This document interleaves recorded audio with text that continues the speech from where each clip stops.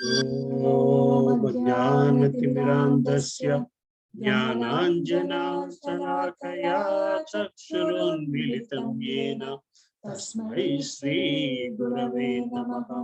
श्रीचैतन्य मनोभीष्टं स्थापितं येन भूतले स्वयं रूपा कदा मह्यं ददाति स्वापदान्तिकं।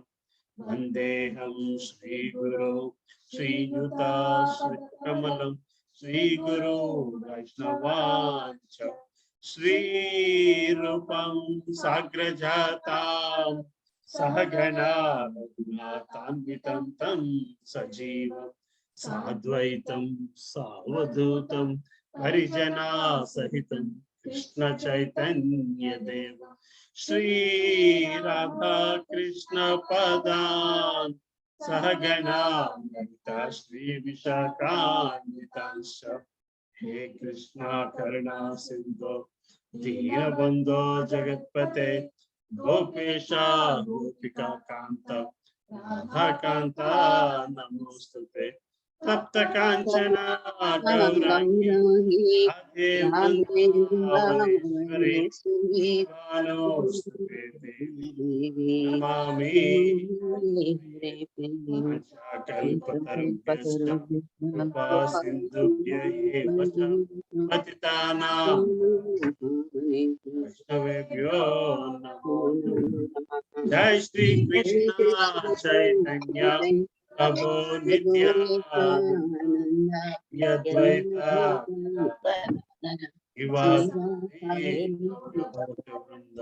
हरे कृष्णा हरे कृष्णा कृष्णा कृष्णा हरे हरे हरे राम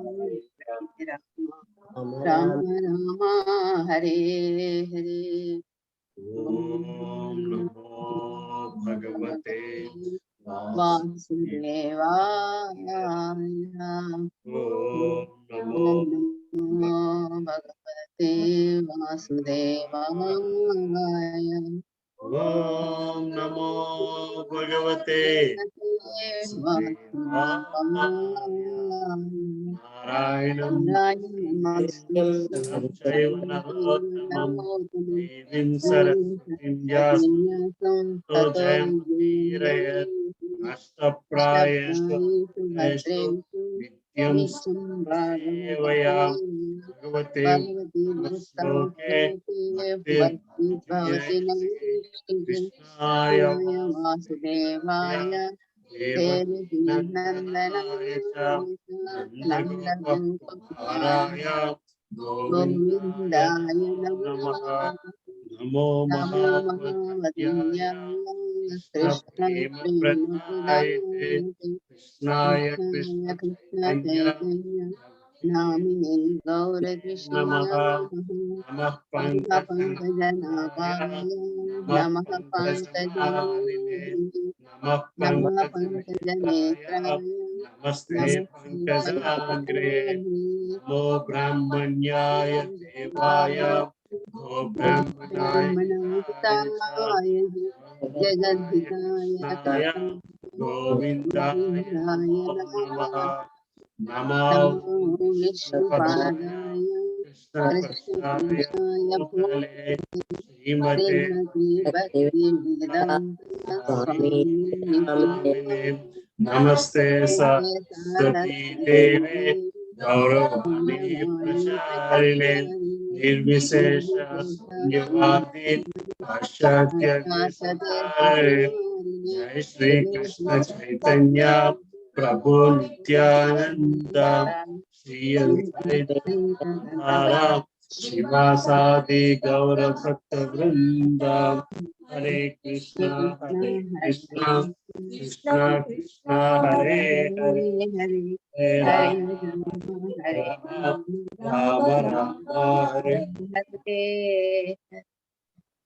करोति वाचनं कर्ममल्लकायत् कर्मकृत् कृपा तमाहु वन्दे परमानन्दं। हरे कृष्ण हरे कृष्ण हरे कृष्ण हरे कृष्ण हरे कृष्ण। राम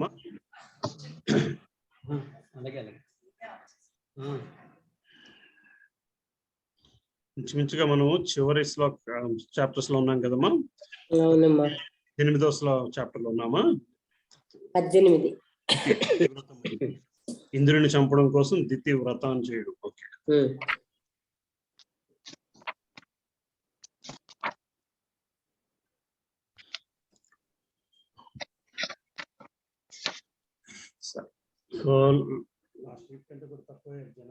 ఒకసారి 2 రౌండ్స్ చదువుకోవడానికి అవుతుందేమో. అవి కూడా చిన్న చిన్నగా కనబడుతున్నాయండి. అవునా? సో ఎక్కడ ఆగాము మనము? 20వ శ్లోకం నుంచి మొదలు పెట్టాలి. 19 దగ్గర ఆగాము. ఎవరి దగ్గర ఆగాము? ప్రభామాతాజీ దగ్గర ఆగాము. ఆ రోజు ప్రభామాతాజీ లేరు, విజయమాతాజీ దగ్గరికి వెళ్ళాము. ఇప్పుడు చదవమంటారా ప్రభు? చదవండి. 20వ శ్లోకం దగ్గర నుంచి మొదలు పెట్టాము. హరే కృష్ణ. హరే కృష్ణ. 20వ శ్లోకం. శ్రీ రాజోవాచ. కథ పరిషత్ మహారాజు ప్రశ్నించడు, ప్రభు జన్మ కారణం ఆ 49 కుమార్తెలు దానవ ప్రవృత్తినే కలిగి ఉండవచ్చు. అట్లయినచో స్వర్గరాజు ఇంద్రుడు వారి నేల దేవతలుగా మార్చును. ఏదైనా అనుష్ఠానమును గాని సత్కర్మలను గాని వారు నచ్చిరా. 21వ శ్లోకం. బ్రాహ్మణోత్తమ, నేను మరియు ఇతర ఉపవిష్టులైన ఋషులు దీనిని గురించి తెలుసుకున్నటకు ఆసక్తిని కలిగి ఉన్నాం కనుక మహాత్మా దయించి ఆ కారణమును మాకు వివరింపు. సూత గోస్వామి పలికను, ఓ సౌనక ఋషి, వినదగిన విషయములను గురించి పరిషత్ మహారాజు గౌరవముతోనూ పరిమితముగాను అడుగుగా విని సమస్తము నెరిగిన సుఖదేవుడు అతని ప్రయత్నమును మహానందంతో కొనియాడి ఇటు సమాధానం వసుకుంది. భాష్యం. పరిమితమొక వాక్కులను కూడి ఉన్నప్పటికీ అర్థవంతములకు విచారణలు కలిగి ఉన్నందున పరిషత్ మహారాజు యొక్క ప్రశ్నను సుఖదేవ గోస్వామి మిగులు శ్లాఘించింది. దితి తనయులు దానవులుగా జన్మించినప్పటికీ ఎట్లు దేవతలు కాగలిగిరని పరిషత్ ప్రశ్నించింది. దితి ద్వేషపూరితురాలే అయినను భక్తి యోగము వలన ఆమె హృదయం పవిత్రమైనని శ్రీల విశ్వనాథ చక్రవర్తి ఠాకూరు సమర్థించింది. ఇంకొక ముఖ్య విషయం ఏమనగా కశ్యప ముని మహావిద్వాంసుడు, ఆధ్యాత్మికంగా పురోగమించిన వాడే అయినను తన సౌందర్యవతి యొక్క భార్య యొక్క ప్రేరేపణకు బలి అయ్యింది. ఈ ప్రశ్నలన్నీను పరిమితమొక వాక్కుల్లో అడుగుబడినందున సుఖదేవుడు పరిషత్ మహారాజు విచారణ మిగులు శ్లాఘించింది. 23వ శ్లోకం. విజయమాతాజీ చదువుతారమ్మా? 23వ శ్లోకం. శ్రీ సుఖదేవ్ గోస్వామి పలికెను, ఇంద్రుడికి సహాయం చేయుటకై విష్ణు భగవానుడు హిరణ్యకశిపులను వధించెను. ఆ విధముగా ఆ దానవుడు చంపబడగా వారి తల్లి యొక్క దితి శోక క్రోధ విఫలమై ఇట్లు తలచెను. 24వ శ్లోకం.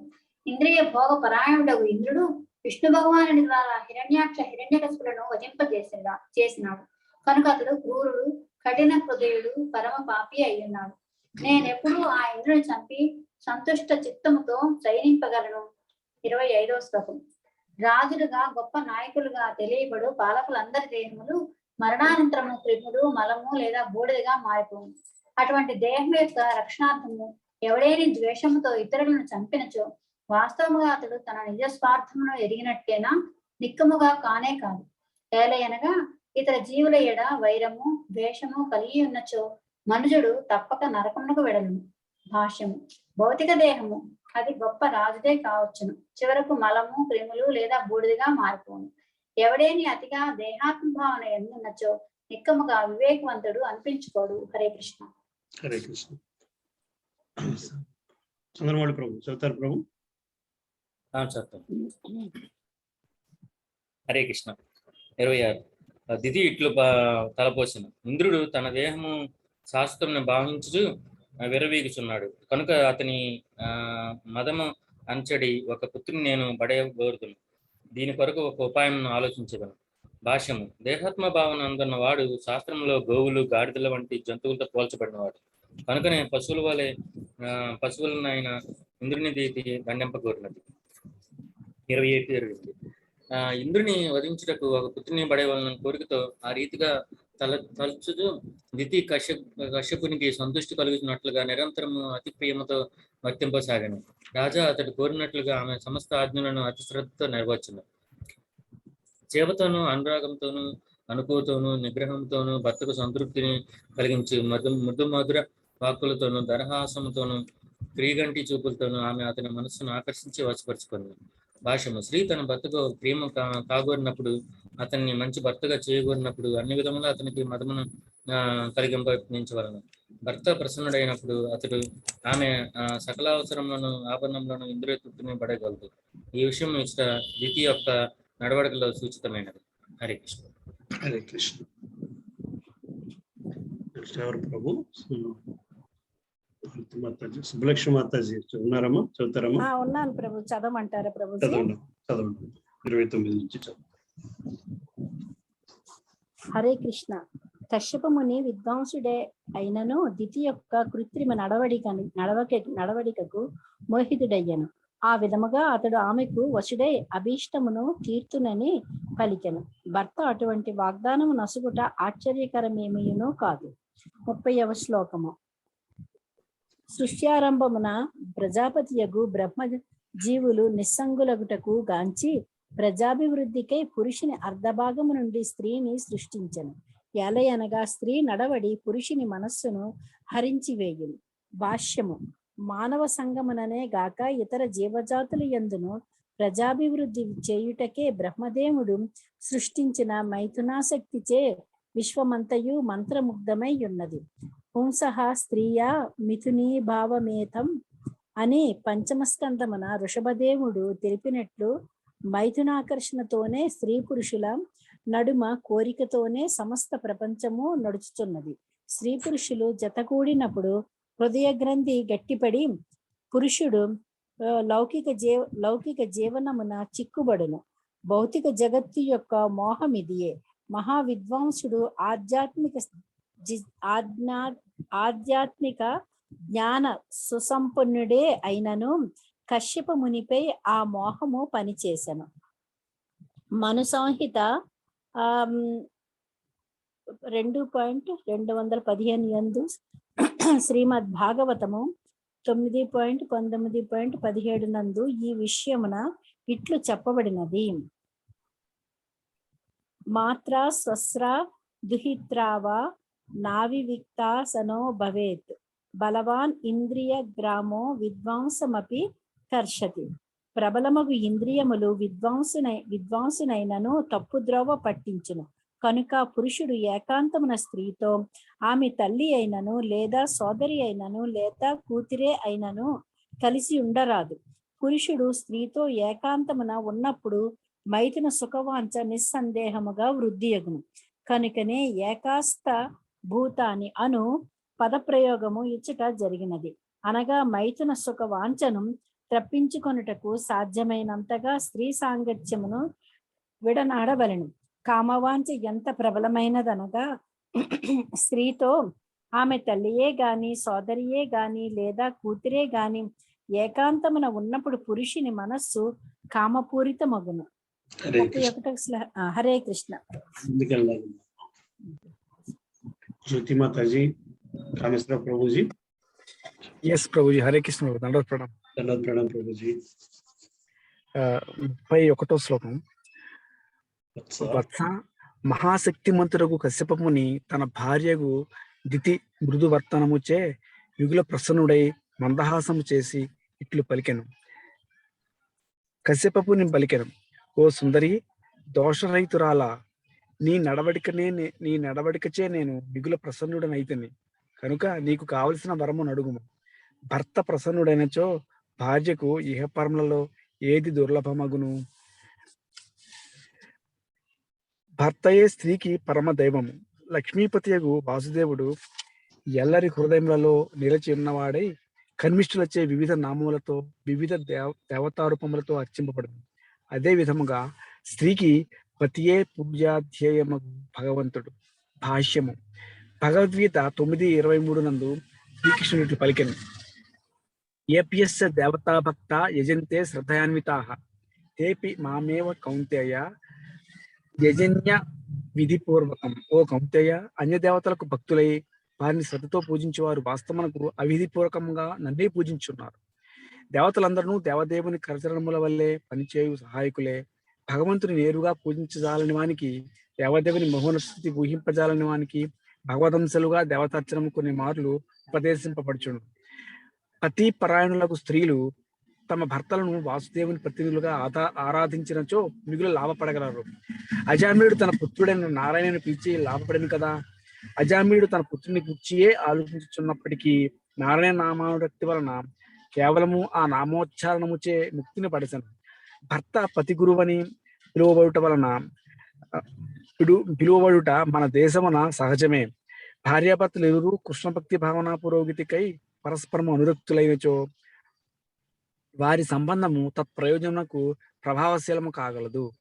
వేద మంత్రంలో ఇంద్రుడు, అగ్నిదేవతల వంటి వారి నామములు ఉచ్చరింపబడినప్పటికీ ఇంద్రాయ స్వాహ, అగ్నేయ స్వాహ అంటూ వైదిక యజ్ఞములు నిజమునకు విష్ణు ప్రీత్యర్థమే నిర్వహింపబడును. ఇంద్రియ భోగరతులై ఉన్నంత కాలము ఎవరికైనా దేవతార్చనము లేదా పతి ఆరాధన ఉపదేశింపబడును. హరే కృష్ణ. హరే కృష్ణ ప్రభుజీ. 35వ శ్లోకం. సుమధ్యమ శ్రేయస్సును వాంఛించడి పత్ని పతివ్రతి అయి భర్త యజ్ఞాపాలనము కావింపవలను. భర్తను ఆమె వాసుదేవుని ప్రతినిధిగా భక్తితో అర్చింపవలను. 36 కళ్యాణి నన్ను దేవదేవుని ప్రతినిధిగా భావించి గొప్ప భక్తితో అర్చించిన కారణమున అసతులకు సుదుర్లభమైన నీ కోరికలను నేను తీర్చదను. 37 ఇది ప్రత్యుత్తరమిచ్చను. స్వామి మహాత్మా, నేనిప్పుడు పుత్రులను కోల్పోయి ఉన్నాను.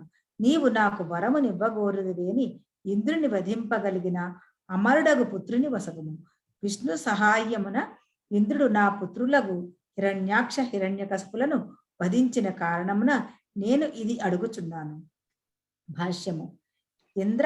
ఇంద్రహణం అను పదమునకు ఇంద్రుని వధింపగలిగిన వాడు అని మాత్రమే గాక ఇంద్రుని అనుసరించువాడు అని కూడా అర్థము వచ్చును.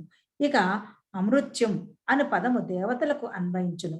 అమిత దీర్ఘాయువు కలిగినందున వారు సామాన్య మానవుల వలె మరణింపరు. ఉదాహరణకు బ్రహ్మదేవుని ఆయువు సహస్రయుగ పర్యంత మహర్యత్ బ్రహ్మణో విదుహు అని భగవద్గీత యందు తెలుపబడినది. 4,30,00,000 కాదు, 430 కోట్ల సంవత్సరముల కాలము బ్రహ్మకు ఒక పగటి సమయము. ఆ విధముగా అతని ఆయు పరిమితి సామాన్యునికి ఊహాతీతము. కనుకనే దేవతలు కొన్ని మార్లు అమరులని అనగా మరణము లేనివారు అని పిలువబడుదురు. కానీ ఈ భౌతిక జగత్తులో ప్రతి ఒక్కడు మరణింపవలసినదే. అనగా దేవతలతో సమానమైన పుత్రుని విధి కోరినట్లు అమృత్యం అను పదము సూచించుచున్నది. హరే కృష్ణ. నెక్స్ట్ సుజాత మాతాజీ చదువుతారమ్మా. ప్రభుజీ శ్లోకం ప్రభుజీ. 38. ప్రభుజీ నన్ను స్కిప్ చేయండి ప్రభుజీ. నెక్స్ట్ చదువుతాను ప్రభు. గోవింద్ కృష్ణ ప్రభు చదువుతారు ప్రభు. మ్యూట్ లో ఉన్నారు ప్రభు మీరు మ్యూట్ లో ఉన్నారు ప్రభు, అన్మ్యూట్ చేసుకోండి. హరే కృష్ణ.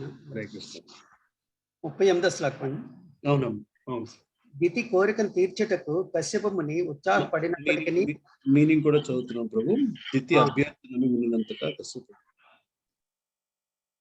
దితి అభ్యర్థనను 38వ శ్లోకం ప్రభుజీ. దితి అభ్యర్థనను వినినంతటా కశ్యప ముని మిగిల విషణ్ణుడయ్యను.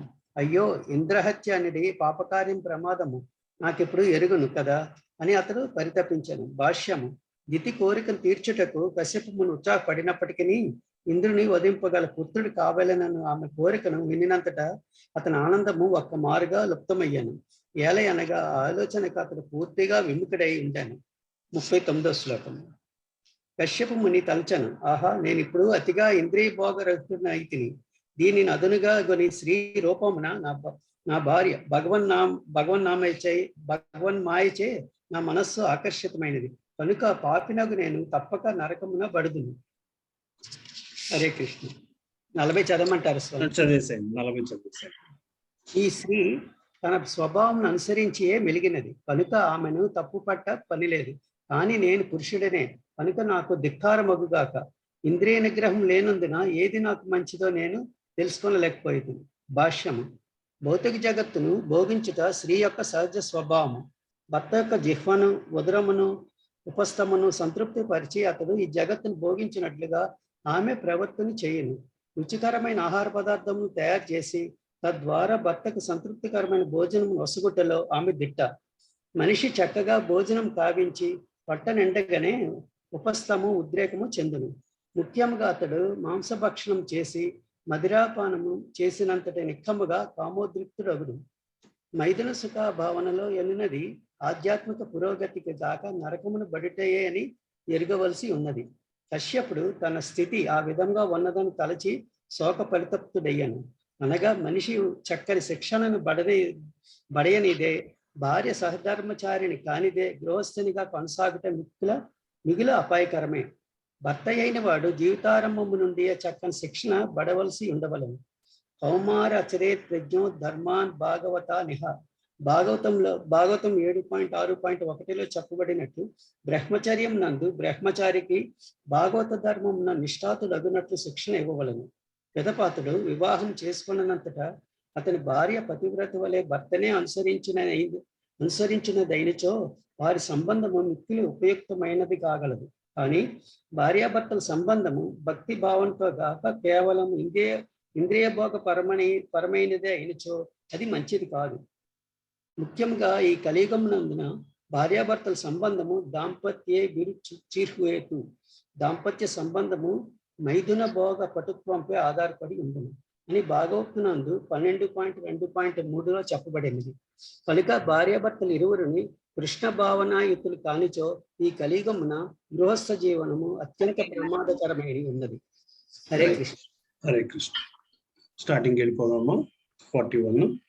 స్త్రీ ముఖము శరత్కాల వికసిత పద్మము వలె మిగులు ఆకర్షణీయములను సుందరమునై ఆమె పలుకులు అతి మధురములై శ్రవణ మనోహరముగా ఉంది. కానీ ఆమె హృదయమును పరిశీలించినచో అది కత్తివలే అతి వాడిగా ఉంది. ఇటువంటి పరిస్థితిలో ఆమె చేష్టలను ఎవడు ఎరుగగలరు? హరే కృష్ణ. శ్రీల ప్రభుపాదుల వారి భాష్యం. కశ్యపు ముని ఇప్పుడు స్త్రీ లౌకిక దృష్టిలో అతి రమ్యముగా చిత్రీకరించబడింది. సాధారణంగా స్త్రీలు సౌందర్యముకు ప్రీతికలై ఉందరు. ముఖ్యముగా 16-17 ఏండ్ల వయసులో పురుషులకు అతి ఆకర్షణీయంగా కూర్చుంది. కనుకనే స్త్రీ యొక్క ముఖము శరత్కాల మందలి వికసిత పద్మంతో పోల్చబడింది. శరత్కాలమున పద్మము అతి రమణీయముగా ఉండినట్లు యవ్వనమున స్త్రీ అమిత ఆకర్షణీయురాలై ఉంది. ఆడవారి గొంతుకు సంస్కృతంలో నారీస్వరం అని పేరు. సాధారణంగా స్త్రీలు కావించడి గీతాలాపనము అత్యంత ఆకర్షణీయంగా ఉంది. ప్రస్తుతం సినిమా కళాకారులకు విశేషముగా గాయనిమణులకు ప్రత్యేకముగా ఆహ్వానం వసూడుతుంది. వారిలో కొందరు కేవలం పాటలు పాడి పుష్కలంగా ధనమును గడించుచున్నారు. కనుక శ్రీ చైతన్య మహాప్రభు ఉపదేశించినట్లు స్త్రీ గానము అత్యంత ప్రమాదకరమైనది. దానిచే సన్యాసి అయిన స్త్రీకి బలి కాగలడు. సన్యాసి అయినను స్త్రీకి బలి కాగలడు. సన్యాసం అనగా స్త్రీ సాంగిత్యం విడిచటనే భావం. కానీ సన్యాసి స్త్రీ గొంతును విని ఆమె సుందరమైన ముఖమును కాంచినచో నిక్కముగా ఆకర్షితుడై పతనము చెందగలడు. దీనికి అనేక మంది ఉదాహరణలు కలవు. మహాయోగి అయిన విశ్వామిత్రుడు మేనకకు బలి అయ్యాడు. కనుక ఆధ్యాత్మికంగా పురోగింపవాడు స్త్రీ ముఖమును చూడకుండా, స్త్రీ గొంతును వినకుండా జాగ్రత్త పడవలను. హరే కృష్ణ. చదువుతామా? కంటిన్యూ చేస్తాం. హరే కృష్ణ. స్త్రీ ముఖమును గాంచి ఆ సౌందర్యమును కొనియాడుట లేదా స్త్రీ కంఠమును విని ఆమె గానము మధురముగానున్నదని శ్లాఘించుట బ్రహ్మచారికి, సన్యాసికి సూక్ష్మమైన పతనము వంటిది. ఈ విధముగా కశ్యపముని కావించిన స్త్రీ లక్షణ వర్ణనము మిగుల ఉపదేశాత్మకముగానున్నది. దేహ లక్షణములు ఆకర్షణీయముగానున్నప్పుడు, ముఖము సుందరముగానున్నప్పుడు, కంఠము మధురముగానున్నప్పుడు స్త్రీ సహజముగానే పురుషుని వలలో వేసుకొనగలదు. అటువంటి స్త్రీ పురుషుని సేవించుటకై వచ్చినప్పుడు ఆమెను అందకోపముగా భావింపవలెనని శాస్త్రములు ఉపదేశించినవి. అందకోపమును గుర్తించక చనువాడు దాని యందు పడగలడు. ఇట్టి ఉపదేశములు శాస్త్రమందు మనకెన్నియో గోచరించగలవు. భౌతిక జగత్తునందలి ఆకర్షణ స్త్రీ ఆకర్షణపై ఆధారపడి ఉండును కనుక కశ్యపముని ఇటువంటి పరిస్థితులలో స్త్రీ హృదయమును ఎవరు తెలుసుకొనగలరు అనుచు తలపోసెను. ఈ విషయమున చాణక్య పండితుడు కూడా విశ్వాసో నైవ కర్తవ్య స్త్రీషు రాజకులేషు చ, రాజకీయ నాయకుని స్త్రీని ఎన్నడూను నమ్మరాదు అని ఉపదేశించెను. నిస్సందేహముగా ఇవి పరమ ప్రామాణికమగు శాస్త్రోపదేశములు కనుక స్త్రీలకు సంబంధించిన వ్యవహారములలో మనము సావధానులమై వర్తించవలెను. స్త్రీ పురుష విచక్షణ లేకుండా అందరూ కలిసి ఉన్నందుకు మా కృష్ణ చైతన్యోద్యమము కొన్ని మార్లు విమర్శలకు గురియగుచుండును. కానీ కృష్ణ భక్తి భావన ఎల్లరికూ ఉపదేశింపబడినది కదా. దీని యందు స్త్రీయా పురుషుడా అను విషయము ప్రధానమైనది కాదు. స్త్రీయో వైశ్యాస్తథా శూద్రేస్తేపి యాంతి పరాం గతిం అని శ్రీకృష్ణుడే స్వయముగా పలికి ఉన్నారు. గురు శాస్త్రోపదేశములను ఖచ్చితముగా పాటించినచో బ్రాహ్మణ క్షత్రియుల మాటయాల స్త్రీ గాని శూద్రుడు గాని లేదా వైశ్యుడు గాని భగవద్ధామమున కేగ అర్హుడగును. కనుక దేహ లక్షణములచే ఆకర్షితులు కాక కేవలము కృష్ణునికి ఆకర్షితులు కావలెనని కృష్ణ చైతన్యోద్యమ సభ్యులందరూ అనగా స్త్రీ పురుషులు ఇరువురును అభ్యర్థించుచున్నాను. అంతటా సమస్తము సక్రమముగా నుండగలదు, లేనిచో ప్రమాదము తప్పదు. హరే కృష్ణ. విజయలక్ష్మి గారు రాలేదు. రేవతి మాతాజీ చదువుతారమ్మా? చదువుతాను ప్రభుజీ. హరే కృష్ణ. 42వ శ్లోకం. స్వలాభమును తీర్చుకొనుటకు స్త్రీలు తమకు పురుషులు అత్యంత ప్రియులైనట్లుగా వ్యవహరించినను నిజమునకు వారికెవ్వరును ప్రియులు కారు. సాధువర్తనులై ఉండవలసినప్పటికీ వారు తమ స్వార్థము కొరకు భర్తను, పుత్రులను, సోదరులైనను వధించగలరు లేదా ఇతరులచే వధింపచేయుదురు. భాష్యము. స్త్రీ స్వభావమును కశ్యపముని చక్కగా అధ్యయము కావించినాడు. స్త్రీలు స్వభావరీత్యా స్వార్థపరులై ఉందురు కనుక వారి అట్టి సహజ స్వభావము ప్రకటము కాని రీతిగా అన్ని విధముల రక్షణము నొసగవలెను. స్త్రీలకు పురుషుల రక్షణము అవసరము. స్త్రీకి బాల్యమున తండ్రి, యవ్వనమున భర్త, వృద్ధాపమున పుత్రుడి రక్షణము కల్పించవలెను. ఇది మనము చేసిన ఉపదేశము. ఏ స్థితి ఎందును ఆమెకు స్వాతంత్ర్యము నొసగరాదని అతడు పలికెను. అనగా తమ సహజ స్వభావమైన స్వార్థమును ప్రదర్శించనిలాగున స్త్రీలకు చక్కగా రక్షింపవలసి ఉన్నది. జీవిత బీమాధనమును పొందుటకు తమ భర్తలను స్త్రీలు వధించిన సందర్భములు ఈనాటికి ఎన్నియో కలవు. ఇది స్త్రీ స్వభావము యొక్క అధ్యయనమే కానీ వారిని విమర్శించుట కాదు. స్త్రీ పురుషుల యొక్క ఇట్టి సహజ స్వభావముల కేవలము దేహాత్మ భావనతోనే ప్రకటమగుచుండును. కానీ ఆధ్యాత్మికముగా పురోగమించినప్పుడు అట్టి దేహాత్మ భావం పూర్తిగా అంతరించగలదు. స్త్రీలందరూ మనము ఆత్మస్వరూపులుగా చూడవలెను. వారి ఏకైక కర్తవ్యము శ్రీకృష్ణుని సంతృప్తపరచుటయే. అంతటా భౌతిక దేహమును కలిగి ఉన్నందులకు కలిగేడి వివిధ గుణములు తమ ప్రభావమును చూపజాలవు. కృష్ణ చైతన్యోద్యమము అత్యంత లాభదాయకమైనది. భౌతిక దేహమును కూడి ఉన్నందులకు కలిగేడి ప్రకృతి కల్మషమును అది సులభముగా దూరము చేయగలదు. కనుక పురుషుడు గాని స్త్రీ గాని తాను దేహమును కాక ఆత్మనని తెలుసుకొని వలసి ఉన్నట్లు ఆది ఎందే భగవద్గీత ఉపదేశించినది. ప్రతి ఒక్కరూ ఆత్మకర్మల ఎందే రుచిని కలిగి ఉండవలెను కానీ దేహమునందు కాదు. దేహాత్మ భావనతో చరించినంత వరకు స్త్రీ అయినను పురుషుడైనను దారి తప్పడి ప్రమాదం ఉన్నది. స్త్రీ రూపమున ఉన్నప్పటికీ పురుష రూపమున ఉన్నప్పటికీ ప్రతి ఒక్కడు ఈ భౌతిక జగత్తును భోగింపగోరును కనుక ఆత్మ కొన్ని మార్లు పురుషుడిని వర్ణింపబడును. ఇటువంటి భోగ భావన కలిగిన వాడు పురుషుడు అనబడును. పురుషుడు గాని స్త్రీ కాని ఎవ్వరూను ఇతరులను సేవించుట యందు అభిరుచిని కలిగి ఉండక స్వీయేంద్రియ తృప్తినే కోరుకుంది. కానీ కృష్ణ భక్తి భావన స్త్రీ పురుషులకు చక్కని శిక్షణ నొసగగలదు. సర్వోత్తమ కృష్ణ భక్తుడగునట్లు పురుషునకు శిక్షణ నివ్వవలసి ఉండగా పతివ్రతయకు లాగున స్త్రీకి శిక్షణ నివ్వలను. అది వారి ఇరువురి జీవితములను ఆనందమయము చేయగలదు. హరే కృష్ణ. హరే కృష్ణ. నెక్స్ట్ ఎవరమ్మా? మా చదువుతారండి? చదువుతున్నానండి. హరే కృష్ణ. 43వ శ్లోకం. ఈమెకు వరమునిత్తునని వాగ్దానము చేసి తిని అది భంగపడరాదు, కానీ ఇంద్రుడు వదార్హుడు కాడు. ఇట్టి పరిస్థితిలో నేను తలచుచున్న ఉపాయము మిగుల ఉపయుక్తము కాగలదు. భాష్యము. ఇంద్రుని చంపగలిగిన పుత్రుడు కావాలనని దితి అమిత ఆతురతతో ఉన్నది. స్త్రీ అయినందున ఆమె సహజముగానే అవివేకురాలు కనుక ఏ విధముగా ఇంద్రుని చంపవలెనా అని సదా తలపోయుటకు బదులు వైష్ణవి కృష్ణ భక్తురాలు యగునట్లు ఈమెకు శిక్షణ నొసగెదను. వైష్ణవ వ్రత నియమ నిబంధనలను పాటించుటకు సమ్మతించినచో ఈమె కలుషిత హృదయము నిక్కముగా పవిత్రము కాగలదు అని కశ్యపముని తీర్మానించుకునేను. చేతోదర్పణ మార్జవం భక్తియుత సేవా విధానం ఇదియే. భక్తియోగ నియమములను అనుసరించడం ద్వారా ఎవరైనను పవిత్రులు కాగలరు. పరమశక్తివంతమైన కృష్ణ భక్తి అత్యంత హీనులనైనను పవిత్రులను చేసి మహోన్నత వైష్ణవులుగా మార్చగలదు. శ్రీ చైతన్య మహాప్రభుల వారి సంకీర్తనోద్యమము ఈ ప్రయోజనమునే లక్షించి ఉన్నది. కనుకనే నరోత్తమదాస ఠాకూరులు ఇట్లు పలికియుండిరి. బ్రజేంద్రనందన ఏయి శచీసుత హైలై చేయి బలరామ హైల నితాయి దీనహీన యతచిల హరినామే ఉద్ధారిల తరసాక్షి జగాయి మధాయి.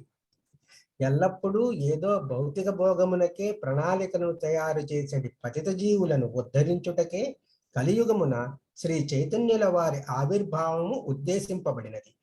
హరే కృష్ణ మహామంత్రమును జపించి కల్మఠ దూరులై పూర్తిగా పవిత్రులయ్యడి మహదావకాశమును ఈ యుగజనులకు ఆయన వసగిరి. మనిషి విశుద్ధ వైష్ణవుడైనంతటా భౌతిక భావనలను దాటగలడు. కనుకనే దితిని వైష్ణవిగా మార్చుటకు కశ్యపముని యత్నించెను. తద్వారా ఆమె ఇంద్రవదను గూర్చిన ఆలోచనను త్యజింపగలదు. ఆమె సంతానము కూడా పవిత్రులై విశుద్ధ వైష్ణవులు కావాలనని అతడు కోరుకొనెను. అయినను సాధకుడు కొన్ని మార్లు వైష్ణవ ధర్మము నుండి వైదొలగి పతనము చెందున అవకాశము కలదు. కానీ వైష్ణవ ధర్మమును అనుసరించుచు మనిషి పతనము చెందినప్పటికీ కోల్పోనది దేదియూ లేదని కశ్యపముని తలచెను. భగవద్గీత యందు ధ్రువపరపబడినట్లు ఆ విధముగా పతనము చెందినవాడును ఉత్తమ ఫలితములనే పొందగలడు. స్వల్పమప్యస్య ధర్మస్య త్రాయతే మహతో భయాత్. వైష్ణవ ధర్మమును కొద్దిగా అనుసరించినను అది ఘోరముకు సంసార భయము నుండి కాపాడగలదు. ఇంద్రుని ప్రాణమును కాపాడగోరినందున కశ్యపముని తన భార్యకు దితి వైష్ణవి అగునట్లు బోధ చేయ తలపెట్టెను. హరే కృష్ణ. 44వ శ్లోకం.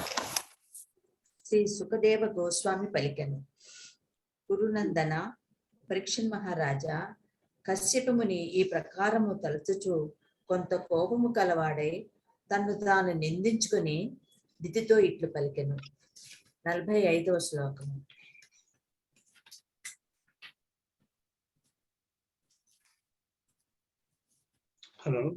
కశ్యపముని పలికెను.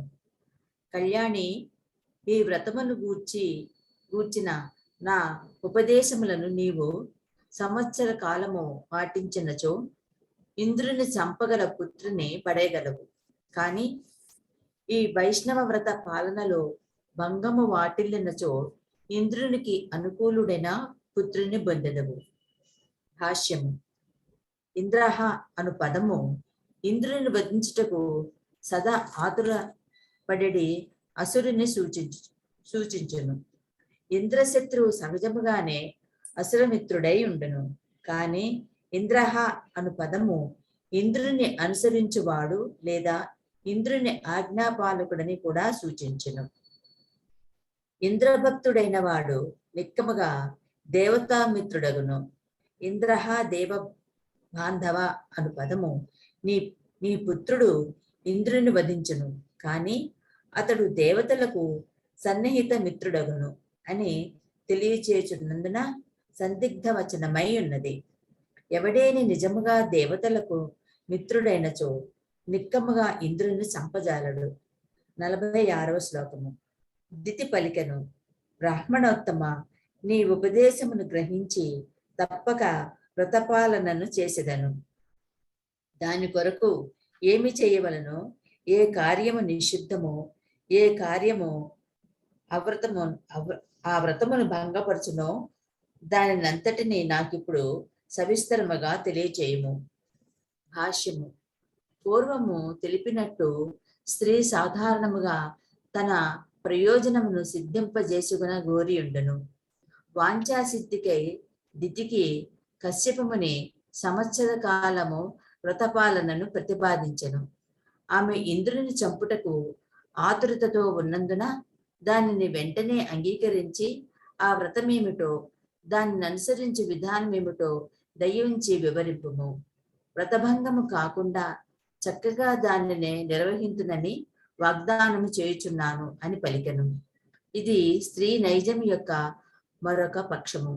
స్త్రీ తన కార్యసిద్ధి యందు మిగుల ఇష్టము కలదైనను ఇతరులు ఆదేశించినప్పుడు, ముఖ్యముగా భర్త ఆదేశించినప్పుడు దానిని పూర్తిగా అనుసరించును.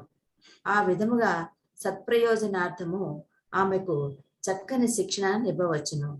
స్వభావమును అనుసరించి స్త్రీ పురుషుని అనుసరింపగోరును కనుక పురుషుడు మంచివాడైనచో సత్ప్రయోజనకై ఆమెకు శిక్షణ ఇవ్వగలడు. హరే కృష్ణ. హరే కృష్ణ. కళామాతాజీ చదువుతారమ్మా.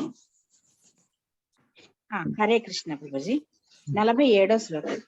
కశ్యప ముని పలికెను, దేవి, ఈ వ్రతపాలనము చేయునప్పుడు హింస చేయరాదు, ఎవరికిని హాని కలుగ చేయరాదు, ఎవరిని శపించరాదు, అసత్యము పలుకరాదు, గోళ్లను శిరోజములను కత్తిరించుకొనరాదు, కపాలము ఎముకల వంటి అపవిత్రములైన వానిని తాకరాదు.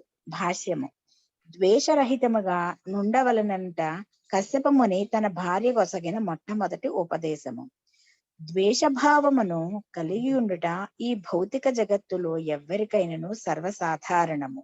కనుక కృష్ణ భక్తునిగా అగుటకు మనుజుడు శ్రీమద్ భాగవతమునందు తెలుపబడినట్లు పరము నిర్మత్సరాణం ఆ నైజమును అణిచివేయవలను. కృష్ణ భావన ఇతుడు సర్వదా అసూయారహితుడై ఉండును. కాని ఇతరులు ఎల్లప్పుడూ అసూయాపూర్ణులై ఉందురు. కనుక అసూయను ద్వేషమును విడనాడమని కశ్యపముని తన భార్యకు ఉపదేశించినది కృష్ణ భక్తి భావన పురోగతిలో మొదటి స్థితి వంటిదని సూచితమగుచున్నది. తన భార్య కృష్ణ భావన ఇతురాలుగా అగునట్లు శిక్షనిచ్చి ఆమెను ఇంద్రుని కశ్యపముని రక్షింపగోరెను. 48వ శ్లోకం. కశ్యపముని ఇంకనూ ఇట్లు పలికను, కళ్యాణి, నీటిలో ప్రవేశించి స్నానము చేయరాదు, ఎన్నడను క్రోధము చెందరాదు, దుర్జనులతో సాంగత్యము గాని సంభాషణము గాని చేయరాదు, చక్కగా శుభ్రపరుపని వస్త్రములను ధరింపరాదు, అది వరకే ఒక మారు ధరించిన పూమాలను తిరిగి ధరింపరాదు. 49 కళ్యాణి మాతాజీ ఉన్నారమ్మా? ఉన్నాను ప్రభుజీ, చదువుతాను ప్రభుజీ. 49వ శ్లోకము. ఎంకిలిని భుజింపరాదు, కాళికాదేవి ప్రసాదమును తినరాదు, మత్స్య మాంసాదులతో కలుషితమైన దేనిని ఆరగింపరాదు, శూద్రుడు తెచ్చిన దానిని లేదా తాకిన దానిని కాని, ఋతు సమయమున ఉన్నట్టు స్త్రీ చూచిన దానిని కాని తినరాదు, దోసులతో నీటిని తాగరాదు. భాష్యము. సాధారణముగా కాళికాదేవికి అర్పించిన ఆహారము మత్స్య మాంసాదులను కూడి ఉండును కనుక అట్టి ప్రసాదము తినరాదని కశ్యపముని తన భార్యలకు ఖచ్చితముగా నిషేధించను. వాస్తవమునకు వైష్ణవుడు దేవతలకు అర్పించిన ఎట్టి ఆహారమును స్వీకరించరాదు. అతడు కేవలము విష్ణు ప్రసాదమును మాత్రమే గ్రహించవలను. ఇది ఏ విధముగా వైష్ణవి కావచ్చునో ఈ ఉపదేశము ద్వారా కశ్యపుని నిషేధాత్మక మార్గమును తెలియజేసెను. భోజనాంతరమును నోరు, కాళ్ళు, చేతులు కడుగు కొనకుండగా బయటకు వెళ్ళరాదు. సంధ్యా సమయమును గాని, జుట్టు విరబోసుకుని గాని, లేదా ఆభరణలతో తగినట్లు అలంకరించుకొనకుండా గాని వీధిలోనికి వెళ్ళరాదు. వాక్కును నిగ్రహించుకొనదే, శరీరమును తగినంతగా కప్పుకొనిదే బయటకు వెళ్ళరాదు. భాష్యము. చక్కగా అలంకరించుకొని సరైన వస్త్రదానము లేనిదే బయటకు వెళ్ళరాదని తన భార్యకు కశ్యపుని ఉపదేశించను. మోకాలి పైకి బట్టలను వేసుకోమని అతడు భార్యను ప్రోత్సహించలేదు. అటువంటి వస్త్రధారణేడు మోజుగా తయారైనది. తూర్పు దేశ నాగరికత ఎందు స్త్రీ బయటకు వెళ్ళినప్పుడు ఏ పురుషుడు గుట్టు పట్టిని లాగున పూర్తిగా కప్పుకొనవలసి ఉండను. పవిత్రీకరణ కొరికే ఈ పద్ధతులన్నింటినీ అనుసరించవలను. కానీ మనిషి కృష్ణ భక్తి భావన చేపట్టినప్పుడు పూర్తిగా పవిత్రుడగును. కనుక భౌతిక జగతి యొక్క కల్మషమునకు సదా అతీతుడై ఉండెను. చదివిన ప్రభుజీ ఇంకా 51 చదివేసి ఆపేసి.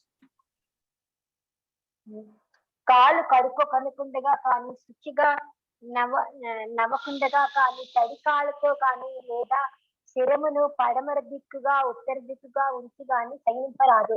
నగ్నముగా కానీ, ఇతరుల స్త్రీలతో కలిసి గాని, లేదా సూర్యోదయము సూర్యాస్తములందు గాని నిదురింపరాదు. హరే కృష్ణ. హరే కృష్ణ. ఇంకెవరున్నారమ్మా చదవలసిన వాళ్ళు? మిస్ అయిన వాళ్ళు ఎవరైనా? సరే చదవండి అమ్మా ప్రభావత. హరే కృష్ణ.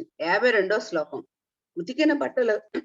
ఉతికిన బట్టలు కట్టుకుని ఎల్లప్పుడూ పవిత్రముగా నుండి పసుపు గంధము ఇతర మంగళకర ద్రవ్యములతో అలంకరించుకుని పగటిపూట భోజనమునకు ముందు గోవులను బ్రాహ్మణులను లక్ష్మీదేవిని అచ్యుతిని అర్చించబడును. భాష్యం. మనిషి గో బ్రాహ్మణులను గౌరవించి ఆరాధించుట నేర్చినప్పుడే నిజంగా నాగరికుడు అనపడు. దేవదేవుని అర్చనము ఎల్లరకు ఆదేశించబడింది. ఆ దేవదేవుడు గో బ్రాహ్మణుల అమృత ప్రియమును కలిగి ఉండును. నమో బ్రహ్మణ్య దేవాయ గో బ్రాహ్మణ హితాయ చ అనగా గో బ్రాహ్మణును గౌరవింపని నాగరికత నిందానీయమైనది. బ్రాహ్మణత్వ లక్షణములను పొందకుండగా గోవులను రక్షణను కల్పించకుండగా ఎవడను ఆధ్యాత్మికంగా పురోగమింపజాలడు. గోరక్షణ వలన పాలతో చేయబడిన పదార్థములు సమృద్ధిగా లభింపగలవు. ఉన్నతమైన నాగరికతకు అది అత్యంత అవసరము. గోమాంసమును భక్షించి నాగరికతను భ్రష్టు పట్టింపరాదు. అనగా నాగరికత అన్నది ఎల్లప్పుడూ పురోగామిగా ఉండవలెను. అప్పుడే అది ఆర్య నాగరికత అనబడింది. నాగరికులకు జనులు మాంసభక్షణకే గోవధను చేయుటకు బదులు పలు రకములైన పాల పదార్థము తయారు చేసి సమాజ స్థితిని ఉద్ధరించవు.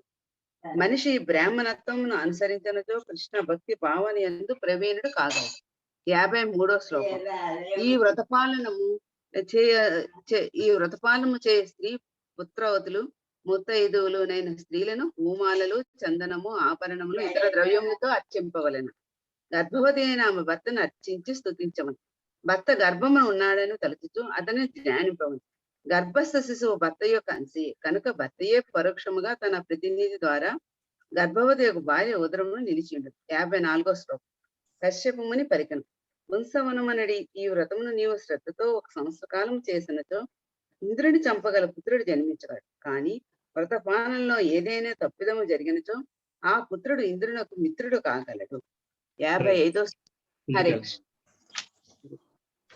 హరే కృష్ణ ప్రభుజీ. 55వ శ్లోకం. పరీక్షిన్ మహారాజా కశ్యప పత్నియగు దితి పుంసవనమనడి ఆ వ్రతపాలనకు అంగీకరించి సరియే, మీ ఆజ్ఞానుసారమే సమస్తమును చేయగలను అని పలికెను. ఆనందాతిరేకముతో ఆమె కశ్యపుని వీర్యముతో గర్భవతి అయి శ్రద్ధతో వ్రతపాలనకు ఉపక్రమించింది. 56వ శ్లోకం. రాజా దితి యొక్క ప్రయోజనం ఎరిగిన ఇంద్రుడు తన కార్యస్థితికై ఉపాయమును ఆలోచించను. స్వీయ రక్షణమే మొదటి సూత్రమనడి నీతిని అనుసరించి అతడు వ్రతభంగము చేయగోరి ఆశ్రమవాసియగు ఆమె సేవలో నియుక్తుడు అయ్యాను. 57వ శ్లోకం. ఇంద్రుడు ప్రతిరోజు అడవి నుండి పుష్పములను ఫలములను మూలములను యజ్ఞార్థము సమిధలను పినతల్లి కొరకు తీసుకుని వచ్చాను. సుఖగ్రాసమును పత్రములను కుశగ్రాసములను పత్రములను అంకురములను మృత్తికను జలమును కూడా అతడు తగిన సమయములలో తెచ్చిచుండెను. 58వ శ్లోకం. పరీక్షిన్ మహారాజా వేటగాడు జింక చర్మమును కప్పుకొని జింక వలనే తయారై దానిని సేవించినట్లుగా ఇంద్రుడు తన హృదయమున దితిపుత్రులకు శత్రువే అయినను బయటకు మాత్రము స్నేహంతో శ్రద్ధగా దితిని సేవించను. దితి కావించడి వ్రతపాలనమునందు ఏదేని దోషము కనిపించినంతనే ఆమెను మోసగించటే అతని ఉద్దేశము. అయినను తనను గుర్తించనే ఇలాగున అతడు దితిని జాగ్రత్తగా సేవింపసాయను. 59వ శ్లోకం. ఓ మహీపతి, ఇంద్రుడు ఎటువంటి దోషమును కనుగొనజాలకపోయినంతట నాకెట్లు శుభము కలుగగలదు అని తలపోయచు తీవ్ర చింతనలో మునిగను. హరే కృష్ణ. చంద్రమౌళి ప్రభు. హరే కృష్ణ ప్రభు. చంద్రమౌళి ప్రభు ఉన్నారమ్మా? సరే. సుబ్బలక్ష్మి మాతాజీ. చదువుతాను ప్రభుజీ. ఎంత ప్రభుజీ? ఎన్నో శ్లోకం ప్రభుజీ? 60. ఒక్క నిమిషం ప్రభుజీ.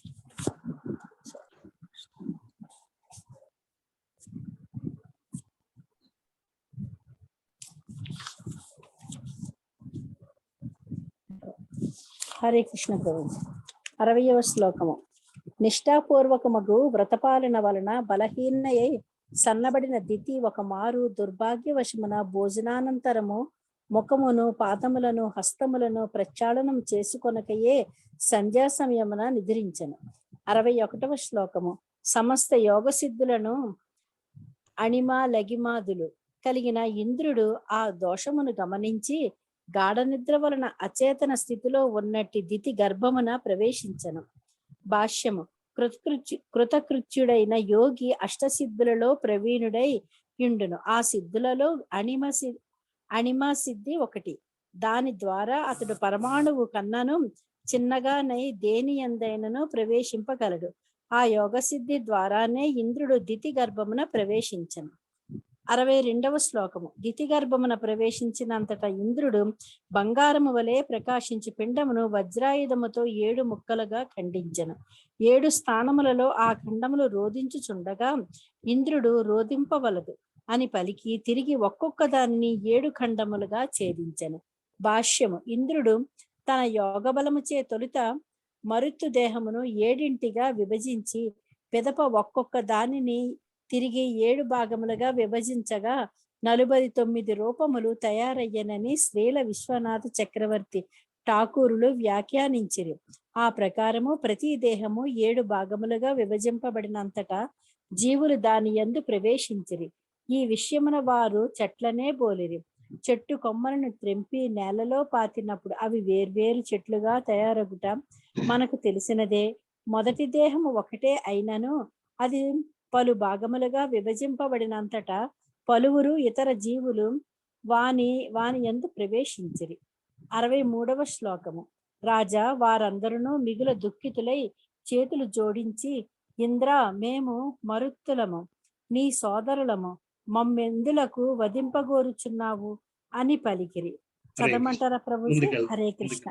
హరే కృష్ణ. హరే కృష్ణ. అమ్మ జ్యోతి మాతాజీ ఇందాక చదివారమ్మా మీరు? హరే కృష్ణ. జ్యోతి మాతాజీ ఉన్నారమ్మా? చదవలేదు నాన్న, చదవలేదు. మాతాజీ మ్యూట్ లో ఉన్నారు. సరే. కామేశ్వర ప్రభు చదువుతారు ప్రభు. హరే కృష్ణ ప్రభు. 64వ శ్లోకం. నిజముగా వారందరూ తన పార్షదులే అని గమనించిన ఇంద్రుడు వారితో, మీరు నా సోదరులనేచో నా వలన మీకు ఎట్టి భయము లేదు అని పలికెను. 65. సుఖదేవ గోస్వామి పలికెను. పరీక్ష మహారాజా, అశ్రద్ధమ ప్రయోగించిన బ్రహ్మాస్త్రం చే నీవు దత్తుడు వయ్యును. శ్రీకృష్ణుడు నీ తల్లి గర్భమున ప్రవేశించినంతటా రక్షింపబడితే, అదే విధంగా ఇంద్రుని వజ్రాయుధంతో పిండము 49 ముక్కలుగా ఖండింపబడినప్పటికీ భగవత్కరుణచే అవి అనియు రక్షింపబడింది. మనుషుడు ఆది పురుషుడు భగవాన్ని ఒక్క మారు రక్షించినను ఆధ్యాత్మిక జగత్తును చేరి విష్ణువుతో సమాన రూపత్వమును పొందింది. దితి దాదాపు సంవత్సర కాలము తపస్సుతో విష్ణువును రక్షించగా ఆధ్యాత్మిక బలముచే 49 మరుత్తులు జన్మించరు. అట్లయినచో వారు దితి గర్భమున జన్మించినప్పటికీ భగవత్ కరుణచే దేవతా సమానులవుటలో ఆశ్చర్యమేమున్నది. 68 చదవమంటారమ్మా? దేవదేవుని అర్చించిన కారణమున దితి పూర్తిగా పవిత్రురాలయ్యాను. నిద్ర నుండి మేల్కొనినంతనే ఆమె ఇంద్రుడితో పాటు ఉన్న తన 49 పుత్రులను కాంచారు. వారందరూ అగ్ని ప్రభతో దేదీప్యమానముగా ఉండి ఇంద్రునితో మిత్రత్వము కలిగి కాంచి ఆ మిక్కిలి మొదమంటారు. హరే కృష్ణ. హరే హరే కృష్ణ. 69వ శ్లోకం. పిమ్మట దితి ఇంద్రునితో ఇట్లు పలికెను. పుత్ర, ద్వాదశాదిత్యులకు మిమ్మందరను వధింపగల పుత్రుని బడియుటకే ఈ సుదుష్కరమగు వ్రతమును చేపట్టి ఉంటుంది. 70వ శ్లోకం. నేను ఒక్క పుత్రుని కొరకే ప్రార్థించినను, ఇప్పుడు 49 కాంచుచున్నాను. ఇదెట్లు జరిగినది? పుత్ర ఇంద్ర, ఇది నీ వెరిగినచో ఆ సత్యమును నాకు తెలుపము, అసత్యమాడవలదు. 71. ఇంద్రుడు పలికెను, తల్లి, స్వార్థముచే అంధుడనై నేను ధర్మదృష్టిని కోల్పోయితిని. నీవు మహాపతివ్రత పాలనలో ఉన్నావని తెలుసుకొని దాని యందు దోషమును కనిపెట్టవచ్చితిని. అట్టి దోషమును గాంచినంతని నీ గర్భమును ప్రవేశించి పిండమును ఖండించితిని. భాష్యము. దితి తాను చేయగోరినది ఎటువంటి దాపరకము లేకుండా ఇంద్రునితో పలికినంతటా అతడు తన ఉద్దేశమును ఆమెకు వివరించెను. ఆ ప్రకారము వారిరువురు శత్రువులు కాకుండా సత్యవచనము కావించిరి. విష్ణు భక్తి వలన కలిగిన యోగ్యత ఇదియే. ఈ విషయమే శ్రీమద్ భాగవతమునందు ఇట్లు చెప్పబడినది. యస్యాస్తి భక్తిర్భగవచ్చ కించన సర్వైద్గుణై సత్ర సమాసతే సురాహ. మనుజుడు భక్తిభావమును పెంపొందించుకొని విష్ణు ఆరాధనలో పవిత్రుడైనచో సమస్త సద్గుణములు అతని యందు ప్రకటము కాగలవు. విష్ణు ఆరాధనమున నెలకొనినంతనే దితి ఇంద్రుడు పవిత్రులైరి. 72. గర్భస్థ పిండమును నేను తొలుత 7 ముక్కలుగా ఖండించితిని. ఆ ఖండములు 7 కుమారులైరి. తిరిగి ఒక్కొక్కరిని నేను 7 ముక్కలుగా ఖండించితిని. భగవత్కరుణచే వారిలో ఎవరునూ మరణింపలేదు. హరే కృష్ణ. ఎవరున్నారక్క నెక్స్ట్? సుజాత గారు. హరే కృష్ణ ప్రభుజీ. 73వ శ్లోకం. తల్లి, ఆ 49 పుత్రులు మరణింపక సజీవులుగా నుండుటను గాంచి నేను పరమాశ్చర్యమునకు లోనైతిని. నియమముగా నీ వనర్చిన ఆరాధనకు ఇది అనుషంగిక ఫలమని నేను నిర్ణయించుకొంటిని. భాష్యం. విష్ణు ఆరాధనలో నెలకొనిన వానికి ఏదియును అద్భుతము కాదు. ఇది వాస్తవమైన విషయం. దీనిని గూర్చి భగవద్గీత యందు ఇట్లు చెప్పబడినది. ఎత్ర యోగీశ్వరః కృష్ణో ఎత్ర పార్థో ధనుర్ధరః తత్ర విజయో భూతి ధ్రువ నీతిర్మతిర్మమ. యోగేశ్వరుడు శ్రీకృష్ణుడు మేటి ధనుర్ధారి అయిన అర్జునుడు ఎచ్చట ముందురో అచ్చట సంపద, విజయము, అసాధారణ శక్తి, నీతి నిశ్చయముగా నుండును. ఇది నా అభిప్రాయం. యోగేశ్వరుడైన దేవదేవుడు తానేది కోరినో వర్ణించగలడు. ఇదియే అతని సర్వశక్తత్వము. అట్టి భగవంతుని ప్రసన్నుని కావించిన వానికి ఏ కార్యసిద్ధియు అద్భుతము కాదు. సమస్తము అతనికి సంభవమై ఉండును. హరే కృష్ణ. తర్వాత చదువున ప్రభుజీ. 74. కేవలము భగవదారాధన ఎందే అభిరుచి కలిగి ఉన్నవారు భౌతికమైన దేదీయును కోరనప్పటికీ, ముక్తికైనను వాంఛింపనప్పటికీ శ్రీకృష్ణ భగవానుడు వారి సమస్తాభీష్టములను నెరవేర్చును. భాష్యము. భక్తధ్రువుడు విష్ణు భగవానుని గాంచినంతటా ఆ దర్శనముతోనే పూర్ణ సంతుష్టుడైనందున ఆ దేవదేవుని పరమడుగుటకు నిరాకరించెను. అయినను తొలుత ధ్రువుడు తన తండ్రి రాజ్యము కన్నను మహాఘనమైన రాజ్యమును కోరియున్నందున పరమ దయాళు ఒక భగవంతుడు అతనికి ఈ విశ్వమందు మహోన్నత లోకమైన ధ్రువలోకమునిచ్చెను. కనుకనే శాస్త్రముందు ఈ విధముగా తెలుపబడినది. అకామః సర్వకామో వా మోక్షకామ ఉదారధీః తీవ్రేణ భక్తి యోగేన యజేత పురుషం పరం. సమస్త కోరికలను కలిగిన వాడైనను, కోరికలు లేనివాడైనను, లేదా మోక్షవాంఛితుడైనను విశాల బుద్ధి కలిగిన మనుజుడు పరమ పురుషుడైన శ్రీకృష్ణునే అర్చింపవలను. అనగా మనుజుడు పూర్తిగా భక్తియుత సేవలో నెలకొనవలను. అప్పుడు అతనికి కోరికలు లేకపోయినప్పటికీ పూర్వమున్న కోరికలన్నయూ ఆ సేవ వలన పూర్ణము కాగలవు. నిజమైన భక్తుడు ముక్తినైనను వాంఛింపడు. అన్యాభిలాషిత శూన్యం. అయినను భగవంతుడు అతనికి ఏనాడును నశింపని సంపదలు నొసగును.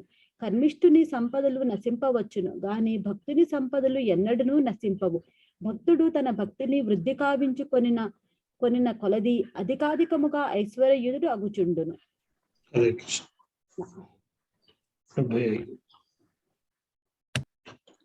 గోవింద్ కృష్ణ ప్రభు చదువుతారు ప్రభు. చదువుతాం ప్రభు. 75వ శ్లోకం. సమస్త అభిలాషల చరమ లక్ష్యము భగవద్దాసుని నగుతే. భక్తులకు తన్ను అర్పించుకొనడి భగవాను సేవలో నిలిచిన వివేకవంతుడు నరకం నందును లభ్యమయ్యేది సౌఖ్యమును ఎట్లు కోరుకొనును. భాష్యం. బుద్ధిమంతుడైన వాడు భౌతిక సౌఖ్యమును బడయుట భక్తుడు కాగోరుడు. అది ఏ భక్తునికి పరీక్ష. ఈ విషయమున శ్రీ చైతన్య మహాప్రభు ఇట్లు ఉపదేశించింది. నా ధనం నా జనం నా సుదీర్థం కవితాం వా జగదీశ కామయే మమ జన్మనీశ్వరే భగవత్ భక్తి రహేతుకి త్వయి.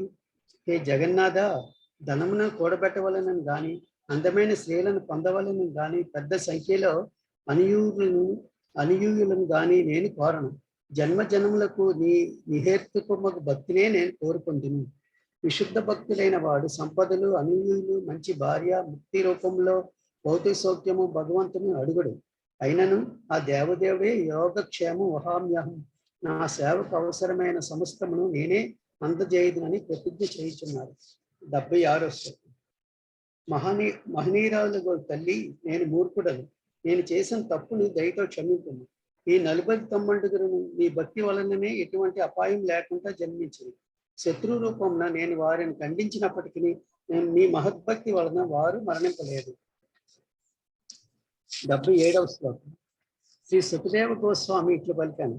ఇంద్రుని సత్ప్రవర్తనకు దితి అతి సంతుష్టురాలయ్యను. పిదప ఇంద్రుడు తన పినతల్లికి వందనం నొసగి ఆమె అనుజ్ఞను కొని తన సోదరులకు మరుత్తులతో స్వర్గమునకు పోయెను. 78వ శ్లోకం. పరీక్షణ్ మహారాజా, నీవు అడిగిన ప్రశ్నలన్నింటికి ముఖ్యముగా మంగళకరమైన మరుత్తుల చరిత్రమును గూర్చి నీవు అడిగిన దానికి సాధ్యమైనంతగా వివరించుకుని, ఇంకనూ నీవు ఏదైనా అడిగినచో దానిని వివరింపగలను. శ్రీమద్ భాగవతం నందలి ఇంద్రుని వధించుట దితి వ్రతమును గూలుట అను 6వ స్కంధంలోని 18 అధ్యాయములకు భక్తి వేదాంత భాష్యం సమాప్తం. హరే కృష్ణ. హరే కృష్ణ. బాగుంది కదమ్మా స్టోరీ. సో 18 అయిపోయింది, 19. ఎలా ఉంది ప్రభుజీ? గోవింద్ కృష్ణ ప్రభు బాగానే ఉంటుందండి ఇలా చదువుకుంటుంటే మీకు? ఫాలో అవ్వగలుగుతున్నారు కదా? సరే, 19వ అధ్యాయం. 19వ అధ్యాయంకి వెళ్ళిపోదాం. ఆనందండి ప్రభు. అమ్మా లక్ష్మీమాత. ప్రభుజీ, ఇప్పుడు పెళ్ళైన వాళ్ళు అంటే చిన్న ఏజ్ వాళ్ళు, ఇప్పుడు మాలాంటి వాళ్ళు కంటే ఆ చిన్న ఏజ్ వాళ్ళు కొంచెం ఇలాంటివి వింటే అండి అసలు ఎంత మార్పు వస్తుందండి వాళ్ళలోని. అవునమ్మా, వినాలి, మరి వాళ్ళు వినాలి. భర్తను చూసుకునే విధానం, ప్రతి పాయింట్ కూడానండి ఎంత బాగుందో ప్రభుజీ. ఎంత బాగా రాశారు, అంత విజ్ఞానం. అసలు ఇవన్నీ తెలిస్తే మన సాంప్రదాయం పెళ్ళైనట్టు ఉండదండి. అమ్మాయిలను చూస్తే బొట్టు ఉండదు, ఏమీ ఉండవు. పెళ్ళైన అమ్మాయే పెళ్ళి అవ్వలేదో అనుకుంటాం. అసలు ఏంటో నాకు అర్థం అవ్వదు. అదమ్మా, వెనకటి కాలంలో పెళ్లికి ముందే ఇవన్నీ చదివించేవారు అమ్మాయిల చేత అబ్బాయిల చేత. ఇప్పుడు మారిపోయింది కాలం అంతా మారిపోయిందమ్మా. అసలు ఎంత బాగుందో చదువుతుంటే, చక్కగా చాలా బాగుంది. ఎంత సంస్కారం ఇది కానీ వింటే పిల్లల్లో ఎంతో మార్పు వస్తుంది. అమ్మాయిల్లో అవని అలాంటి మనసులు కొట్టుకుంటాయి పెద్దవాళ్ళు చెప్పి. నిజమైన లైఫ్ ఏంటన్న తెలుస్తుంది కదా. అవునమ్మా, అది తెలిసినప్పుడు ఇంక మామూలు విషయాల వైపు వెళ్ళరు వాళ్ళు. అది తెలియక వ్యామోహంలో పడిపోవడం. అది చాలా బాగుంది ప్రభుజీ. ఇందులో 6వ స్కందము అంతా కూడా హార్ట్ ట్రాన్స్ఫార్మేషన్ కోసం, 6వ స్కందం అంతా కూడా హార్ట్ ట్రాన్స్ఫార్మేషన్ కోసం ఉన్న స్కందం ఇది. హృదయ స్పందన కలగాలి, హృదయ మార్పు రావాలి. అది ఎంత సటిల్ గా ఉన్నది. ఒక్కొక్క చాప్టర్ ముందుకెళ్తున్న కొద్ది చేంజెస్, చాలా చిన్న చేంజెస్ లాగా కనబడుతుంటది. 19వ అధ్యాయంకి వెళ్ళిపోదాము. హరే కృష్ణ. 614 పేజీలో అంటే ఇంద్రుని సహాయం చేయటకే విష్ణు భగవానుడు హిరణ్యకశిపులను వధించెను అని రాశాడు. అంటే ఇంద్రుడికి సహాయం చేయడం అంటే, ఇంద్రుడు సహాయం చేయడం అంటే ఇంద్రుడి మీదకి వీళ్ళు ఎక్కువ వస్తూ ఉండేవారు కదమ్మా. హిరణ్యాక్షుడు, హిరణ్యకశిపుడును వాళ్ళు ఎప్పుడు ముల్లోకాలు జయిస్తుందామని ఉండేవారు. ఆ విషయంలో రాసుకొచ్చారు. ముల్లోకాలు జయించాలని. అప్పుడు ఆటోమేటిక్ గా ఇంద్ర పదవి పోయి వీళ్ళకి వచ్చేస్తుంది. నెక్స్ట్ చాప్టర్కి వెళ్ళిపోదామా? పుంసవన వ్రత విధి 19వ అధ్యాయం. దీని ముందు సమ్మరీ చూద్దాము. కశ్యపు ముని భార్య దితి దితి తన భర్త వసిగిన భక్తి యోగోపదేశముని ఇట్లు నెరవేర్చిన విషయమున ఈ అధ్యాయం వివరింపబడింది. అగ్రహాయణ మాసములో అంటే నవంబర్ డిసెంబర్ శుక్లపక్ష తొలి దినము నుండి ప్రతి స్త్రీ భర్త ఆదేశములను దితి అనుసరించుచు పుంసవన వ్రతమును ఆరంభించవలెను. ఉదయమున దంతోద్ధావం చేసి స్నానం ఆచరించి పిదప శుచి అయి ఆమె మరుత్తుల జనన రహస్యమును శ్రవణము చేయవలెను. ఆ పిదప శ్వేత వస్త్రధారి అయి ఆభరణ భూషితి అయిన ప్రాతకాల భోజనము ముందు విష్ణువును లక్ష్మీదేవిని అర్చింపవలెను. విష్ణు భగవానుని కరుణను, ధైర్యమును, తేజస్సును, సామర్థ్యమును, మహిమను, ఇతర వైభవములను అతడు ఏ రీతిగా వరదానము నసుకున్న విషయములను కీర్తింపవలెను. ఆభరణములు, ఉపవీతము, సుగంధ ద్రవ్యము, పుష్పములు, అగరు, అర్ఘ్యపాద్యములు వంటి పూజా ద్రవ్యము నసుకుచు ఓం నమో భగవతే మహాపురుషాయ మహానుభావాయ మహావిభూతిపతయే సహా విభూతిర్భిలం ఉపహరామి అని మంత్రమును ఉచ్చరించుచు భగవంతుని ఆహ్వానింపవలను. అటు పిమ్మట ఓం నమో భగవతే మహాపురుషాయ విభూతిపతియే స్వాహ అను మంత్రమును అర్చించుచు 12 ఆహుతులను అగ్నిలో అర్చింపవలను. ఆ మంత్రమును 10 మార్లు ఉచ్చరించుచు వందనము కావింపవలను. అటు పిమ్మట లక్ష్మీనారాయణ మంత్రమును జపించవలను. గర్భవతి అయిన స్త్రీ గాని ఆమె భర్త గాని ఈ వ్రతమును ఆచరించినచో ఆ ఇరువురికి సత్ఫలితములు లభించగలవు. ఈ వ్రతమును సంవత్సర కాలము కొనసాగించిన పిదప ప్రతివ్రత స్త్రీ కార్తీక పూర్ణమి నాడు ఉపవాసము చేయవలను. మర్నాడు భర్త విష్ణువును పూర్వము వలనే అర్చించి పంచభక్ష పరమన్నాలతో బ్రాహ్మణులకు విందు చేయవలను. ఆ పిదప బ్రాహ్మణుల అనుజ్ఞతో భార్యాభర్తలు ఇరువురు ప్రసాదము తీసుకెళ్ళవరు. పుంసవన వ్రత ఫలమును కీర్తించుటలో ఈ అధ్యాయము ముగి ఉన్నది. హరే కృష్ణ. చదువుతామా? ఫలశ్రుతిలాగా పెట్టారన్నమాట ఇదంతా. ఫలశ్రుతి. హరే కృష్ణ. 1వ శ్లోకము. పరీక్షిన్ మహారాజు పలికెను, ప్రభు, పుంసవన వ్రతమును గూర్చి నీవు ఇదివరకే తెలిపితివి. ఆ వ్రత పాలన చే మనుజుడు విష్ణు భగవానుని ప్రసన్నుని చేయగలడని నేను ఎరిగితిని కనుక దానిని గూర్చి ఇప్పుడు విపులముగా వినగోరుచున్నాను. 2-3 శ్లోకము. సుఖదేవ గోస్వామి పలికెను, మార్గశిర మాసము అనగా నవంబరు డిసెంబర్ మాసమునందలి శుక్లపక్ష తొలి దినమున భర్త అనుజ్ఞతో స్త్రీ సమస్తాభీష్ట ప్రదాయకమగు ఈ వ్రతమును ఆరంభించవలెను. విష్ణు ఆరాధనకు ముందు ఆమె మరుత్తుల జన్మ వృత్తాంతమును వినవలెను. యోగ్యులకు బ్రాహ్మణుల ఆదేశానుసారము ఆమె ప్రాతకాలముననే దంతధావనము చేసుకుని స్నానమాడి శ్వేత వస్త్రములను ధరించి ఆభరణ భూషితయ్యై ప్రొద్దున భోజనమునకు ముందే విష్ణువును లక్ష్మీదేవిని అర్చించవలెను. నన్న చదవనా ఆపన? 2-3 అయిపోయింది. ముందుకెళ్తాం. హరే కృష్ణ. హరే కృష్ణ ప్రభుజీ. నేను జ్యోతి. అలాగేనమ్మా, మీరు ఇందాక పిలిచాను, మీరు వీటిలో కొంచెం గెస్ట్లు వచ్చారు ప్రభుజీ, నేను దూరంగా ఉన్న ఫోన్ కి, అందుకని వింటున్నాను. చదువుతాను ప్రభు. అలంతే ఆమె భగవాను నీట్లు ప్రార్థించవలెను. హే ప్రభు, నీవు సమస్త ఔశ్వర్యపూర్ణుడవు. అట్టి నీకు వందనములను అర్పించునే గాని ఎట్టి ఔశ్వర్యమును కోరను. మహావిభూతి సంపన్నురాలగు లక్ష్మీదేవికి నీవు పతివి కనుక నీవు సమస్త యోగపతివైతివి. అట్టి నీకు వందనములు. భాష్యము. భగవంతుని ఏ విధముగా ప్రశంసించవలెనో భక్తుడెరుగును. ఓం పూర్ణమదః పూర్ణమిదం పూర్ణాత్ పూర్ణముదచ్యతే పూర్ణస్య పూర్ణమాదాయ పూర్ణమేవావశిష్యతే. దేవదేవుడు పూర్ణుడు. అతడు పూర్ణుడైనందున అతని నుండి బయలువెల్లడి ఈ దృశ్యమాన జగత్తు వంటివి పూర్ణములై భాషించును. పూర్ణమైన దాని నుండి ఉత్పన్నమైనది కూడా పూర్ణమే అయ్యుండును. అతడు పూర్ణుడు కనుక తన నుండి పూర్ణమైనవి ఉద్భవించినను పూర్ణునిగానే మిగిలి ఉండును. కనుక శ్రీకృష్ణ భగవాను ఆశ్రయించుట అవసరమై ఉన్నది. భక్తునికి ఏది అవసరమో అది అంతయు పూర్ణుడగు భగవానునిచే సమకూర్చబడను. తేషాం నిత్యాభియుక్తానాం యోగక్షేమం వహామ్యహం. కనుకనే విశుద్ధ భక్తుడు భగవంతుని ఏదీను అడుగడు. కేవలం అతడు వందనముల నొసగును. అట్టివాడు పూజార్థం ఏది తెచ్చినను అది పత్రమే కాని, పుష్పమే కాని, ఫలమే కాని, జలమే కాని భగవంతుడు అంగీకరించును. ఈ విషయమున కృత్రిమముగా ఆడంబర ప్రదర్శనము చేయుట అనవసరము. సరళ జీవనమును కలిగి ఉండి ఉన్నదానిని భక్తితో అర్పించుట ఉత్తమోత్తమము. అట్టి భక్తునకు భగవానుడు సమస్త ఔశ్వర్యములను వసగ సమర్థుడై ఉండును. అవి చదవమంటారా ప్రభుజీ? చదవండి.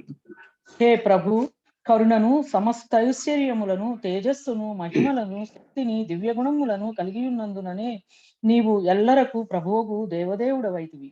భాష్యము. తతో అసి భగవాన్ ప్రభు అను ఈ శ్లోకములోని పదసమూహమునకు కనుక ఎల్లరకు ప్రభువుకు నీవు దేవదేవుడవు అని భావము.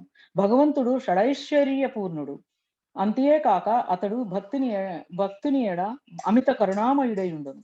తాను పూర్ణుడైనప్పటికీ జీవులందరూ తన శరణుజొచ్చి సేవలో నెలకొనవలెనని అతడు కోరును.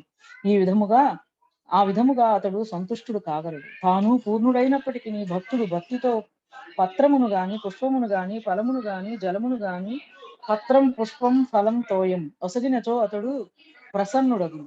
యశోదాసుతునిగా అతడు తనకేదో ఆకలి అవుతున్నట్లు ఆహారం మెరుగుచుండదు. ఇంకొన్ని మార్లు భక్తునికి స్వప్న దర్శనమిచ్చి తన గుడి ఉద్యాన వనము పాతబడినవనియు వాని యందు తనకు ఆనందము కలుగుట లేదనియు పలికి వానిని బాగు చేయమని కోరును. మరి కొన్ని మార్లు మట్టిలో పాతుకొని ఉండి తనంతట తాను బయటకు రాలేని అశక్తుడైనట్లుగా తన రక్షణార్థము భక్తుని అర్థించును. తన యశస్సును లోకమంతటను చాటుటకు తాను పూర్ణ సమర్థుడయ్యును. తత్కార్యమునకై భక్తుని సహాయమును కోరును. సమస్త సంపదలు కలవాడయ్యును, ఆత్మారాముడయ్యును. అతడు భక్తునిపై ఆధారపడును. కనుక భగవంతునికి భక్తునకు కల సంబంధము అత్యంత రహస్యమైనది. భగవంతుడు పూర్ణుడయ్యును. ఏ విధముగా ఏదేని కార్యార్థము భక్తునిపై ఆధారపడును కేవలం భక్తుడే ఎరుగగలుగును. ఈ విషయమును శ్రీకృష్ణ భగవానుడు భగవద్గీత 11.33 యందు అర్జునునికి నిమిత్త మాత్రం భవ సవ్యసాచిన్ అర్జున, ఈ యుద్ధమున నీవు నిమిత్త మాత్రుడు వగుము అని తెలియజేశాను. కురుక్షేత్ర యుద్ధమును జయించడి శక్తి శ్రీకృష్ణునకున్నను అతడు తన భక్తుడగు అర్జునుని ఆ కార్యమున నిలిపి విజయ కారణముగా చేశాను. తన నామమును కార్యమును ప్రపంచమంతటా విస్తరింపజేయుటకు శ్రీ చైతన్య మహాప్రభు మిగుల సమర్థులే అయినను తత్కార్యార్థము భక్తులపై ఆధారపడిది. వీటన్నింటి నుండి గమనించవలసిన ముఖ్య విషయం ఏమనగా భక్తులపై ఆధారపడుటే భగవంతుని పూర్ణత్వము. అది అతని నిర్హేతుక కరుణ అనబడును. భగవానుని ఈ నిర్హేతుకమగు కరుణను అనుభవపూర్వకముగా తెలుసుకొని భక్తుడు ప్రభువును గూర్చి దాసుని గూర్చి తెలుసుకొనగలడు. Hare Krishna Prabhu. Thank you very much. Krishna Revathi మాతాజీ చదువుతారమ్మా? చదువుతాను. హరే కృష్ణ. 6వ శ్లోకం. విష్ణు భగవానునికి నమస్కరించిన పిదప లక్ష్మీదేవికి నమస్కరించి ఇట్లు ప్రార్థించవలెను. ఓ విష్ణు పత్ని, విష్ణు శక్తి స్వరూపిణి, విష్ణు భగవానుని సమస్త గుణములను ఐశ్వర్యములను కలిగి ఉన్నందున నీవు అతనితో సమానమై ఉన్నావు. ఓ లక్ష్మీదేవి, నా ఎడ దయ చూపుము. ఓ జగన్మాత, నీకివే నా వందనములు. భాష్యము. భగవంతునికి పలు శక్తులు కలవు. లక్ష్మీదేవి అతని అమూల్యమైన శక్తి కనుక ఇచట మహామాయ అని సంబోధింపబడినది. మాయ అనగా శక్తి అని అర్థము. తన ప్రధాన శక్తి లేకుండా విష్ణు భగవానుడు సర్వత్రా శక్తి ప్రదర్శనము కావింపజాలడు. కనుకనే శక్తిమంతుడు అభిన్నమని చెప్పబడినది. అనగా లక్ష్మీదేవి విష్ణు భగవానుని నిత్య సహచారిణి అయి ఉన్నది. వారెల్లప్పుడూ కలిసియే ఉండురు. విష్ణువు లేకుండా ఒక లక్ష్మీదేవిని ఇంట్లో పూజించరాదు. ఆ విధమై తలంపు కూడా ప్రమాదకరమే. కృష్ణ సేవకు వినియోగించకుండా లక్ష్మీదేవిని ఇంట్లో నిలుపుకొనుట అత్యంత ప్రమాదకరమే అగును. ఏలైనా అంతటా ఆమె మాయాదేవి కాగలదు. కానీ విష్ణు సన్నిధిలో లక్ష్మీదేవి ఆధ్యాత్మిక శక్తి అయి అలరాడును. ఇప్పుడు చదవమంటారా ప్రభుజీ? 7వ శ్లోకం. షడ్గుణైశ్వర్య సంపన్నుడు అగు విష్ణుదేవ, నీవు మహాపురుషుడవు, మహాశక్తిమంతుడవు. ఓ లక్ష్మీపతి, విశ్వక్సేనాది పలువురు పార్షాదులను గుడి ఎందు నీకు నా వందనములు. నీకు పూజ ఆహారముల నర్పించుచున్నాను. ప్రతిరోజు ఈ మంత్రమును శ్రద్ధతో జపించుచు పాదహస్తముఖ ప్రక్షాళనకు, స్నానమునకు జలము వంటి సమస్త సంభారములతో విష్ణువును అర్చించవలెను. వస్త్రము, ఉపవీతము, ఆభరణములు, గంధము, పుష్పము, ధూపదీపముల వంటి నానా రకములకు పూజా ద్రవ్యములను సమర్పించవలెను. భాష్యము. ఈ మంత్రము అతి ముఖ్యమైనది. ఓం నమో భగవతే మహాపురుషాయ అని ఆరంభమయ్యేది ఈ మంత్రమును శ్రీ విగ్రహారాధనలో కొనిడి వారు తప్పక జపించవలెను. హరే కృష్ణ. 8వ శ్లోకము. హరే కృష్ణ. సుఖదేవ గోస్వామి పలికెను, పైన తెలిపిన పూజోపహారములను అర్పించిన పిమ్మట ఓం నమో భగవతే మహాపురుషాయ మహాభూతి పతయే స్వాహ అని మంత్రోచ్చారణము చేయుచు అగ్నియందు 12 ఆహుతులను సమర్పింపవలెను. 9వ శ్లోకము. మనుజుడు సమస్త సంపదలను కోరినచో నిత్యము విష్ణువును లక్ష్మీదేవిని అర్చింపవలెను. ఈ పద్ధతిని అనుసరించి అతడు దేవదేవుని భక్తితో ఆరాధింపవలెను. శక్తిపూర్ణమగు జంటయైన లక్ష్మీనారాయణులు వరదాయకులు, సర్వమంగళప్రదులు కనుక వారిని అర్చించుట ఎల్లరి కర్తవ్యము. భాష్యము. లక్ష్మీనారాయణులు విష్ణువు లక్ష్మీదేవి సదా ఎల్లరి హృదయములలో విరాజమానులై ఉందురు. ఈశ్వర సర్వభూతానాం హృద్దేశేర్జున తిష్టతి. విష్ణువు లక్ష్మీదేవి సహితముగా సమస్త జీవుల హృదయములలో నిలిచియుండునని ఎరుగనందున అభక్తులు ఆ దేవదేవుని ఐశ్వర్యమును బడయజాలరు. అధర్మపరులు కొన్ని మార్లు బికారిని దరిద్ర నారాయణుడు అని సంబోధించురు. అది అశాస్త్రీయము. నారాయణులు ఎల్లరి హృదయములలో ఉన్నంత మాత్రమున ప్రతి ఒక్కడు, ముఖ్యముగా దారిద్ర్యమునందున్నవాడు నారాయణుడైనట్లు కాదు. నారాయణుని సంబంధము వాడబడి ఈ పదము అత్యంత హేయమైనది. నారాయణుడెన్నడూను బీదవాడు కాడు కనుక అతనిని ఎట్టి పరిస్థితిలోనూ దరిద్ర నారాయణుడని పిలవజాలము. నారాయణుడు నిక్కముగా ఎల్లరి హృదయములలో ఉన్నప్పటికీ దరిద్రుడు కానీ ధనవంతుడు కానీ కాడు. నారాయణుని విభూతి నిరుగని అధర్మపరులే అతనికి దారిద్ర్యమును అంటగట్ట ప్రయత్నించురు. 10వ శ్లోకము. భక్తి వినమ్రమగు చిత్తముతో భగవంతునికి నమస్కరింపవలెను. సాష్టాంగ దండ ప్రణామములు ఆచరించుచు పై మంత్రములు 10 మార్లు ఉచ్చరింపవలెను. పిమ్మట ఈ క్రింది స్తోత్రమును పఠింపవలెను. హరే కృష్ణ. హరే కృష్ణ. 11వ శ్లోకము. ఓ విష్ణు లక్ష్మీదేవి, మీరు ఈ సృష్టికి అధిపతులు, మీరే ఈ సృష్టికి కారణులు. పరమశక్తిశాలి అయిన లక్ష్మీదేవి శక్తి అవధి దుస్తరం కనుక ఆమెను తెలుసుకొనుట అతి కష్టము. భౌతిక జగత్తునందు ఆమె భౌతిక శక్తిగా తెలియబడినను నిజమునకు సదా భగవంతుని అంతరంగిక శక్తియే అలరారుచుండును. 12వ శ్లోకము. దేవా, శక్తికి అధీశ్వరుడవు కనుక నీవు పరమ పురుషుడవు, నీవే యజ్ఞమూర్తివి. ఆధ్యాత్మిక క్రియరూపిణియగు లక్ష్మీదేవి నీకు అర్పింపబడిన తొలి ఉపాసనా రూపము. ఇక నీవు సర్వయజ్ఞ భోక్తవై ఉన్నావు. 13వ శ్లోకము. ఈ లక్ష్మీదేవి సమస్తమగు ఆధ్యాత్మిక గుణములకు నిధి వంటిది, కానీ నీవు ఆ గుణ ప్రకాశుడవు, భోక్తవు అయి ఉన్నావు. నిజముగా నీవే సమస్తమునకు భోక్తవు. నీవు సకల జీవుల యందు పరమాత్మునిగా నిలిచి ఉండగా లక్ష్మీదేవి వారి శరీరేంద్రియ మనోరూపిణి అయి ఉన్నది. ఆమె కూడా పవిత్ర నామరూపధారిణి అయి ఉన్నది. కానీ నీవు ఆ నామరూపములకు వారి ప్రకటమునకు ఆధారమై ఉన్నావు. భాష్యము. తత్వవాదుల ఆచార్యుడు మధ్వాచార్యులు ఈ శ్లోకమును ఇట్లు వివరించరు. విష్ణువు యజ్ఞమూర్తిగా వర్ణింపబడినాడు. ఇక లక్ష్మీదేవి ఆధ్యాత్మిక కర్మ స్వరూపిణిగాను ఉపనారూపముగాను వర్ణితమైనది. నిజమునకు వారు ఆధ్యాత్మిక కర్మలకు సమస్త యజ్ఞ మూలమునకు ప్రాతినిధ్యము వహింతురు. విష్ణు భగవానుడు లక్ష్మీదేవికి కూడా పరమాత్ముడై ఉన్నాడు. కానీ విష్ణువే ఎల్లరకు పరమాత్ముడు కనుక అతనికి వేరెవ్వడను పరమాత్ముడు కాడు. మధ్వాచార్యుల అభిప్రాయమును అనుసరించి 2 తత్వములున్నవి. ఒకటి స్వతంత్రము కాగా ఇంకొకటి ఆశ్రితము. మొదటి తత్వము విష్ణు భగవానుడు కాగా రెండవది జీవతత్వము. విష్ణు భగవానుని ఆశ్రయించి ఉన్నందున లక్ష్మీదేవి కొన్ని మార్లు జీవతత్వముగా పరిగణింపబడును.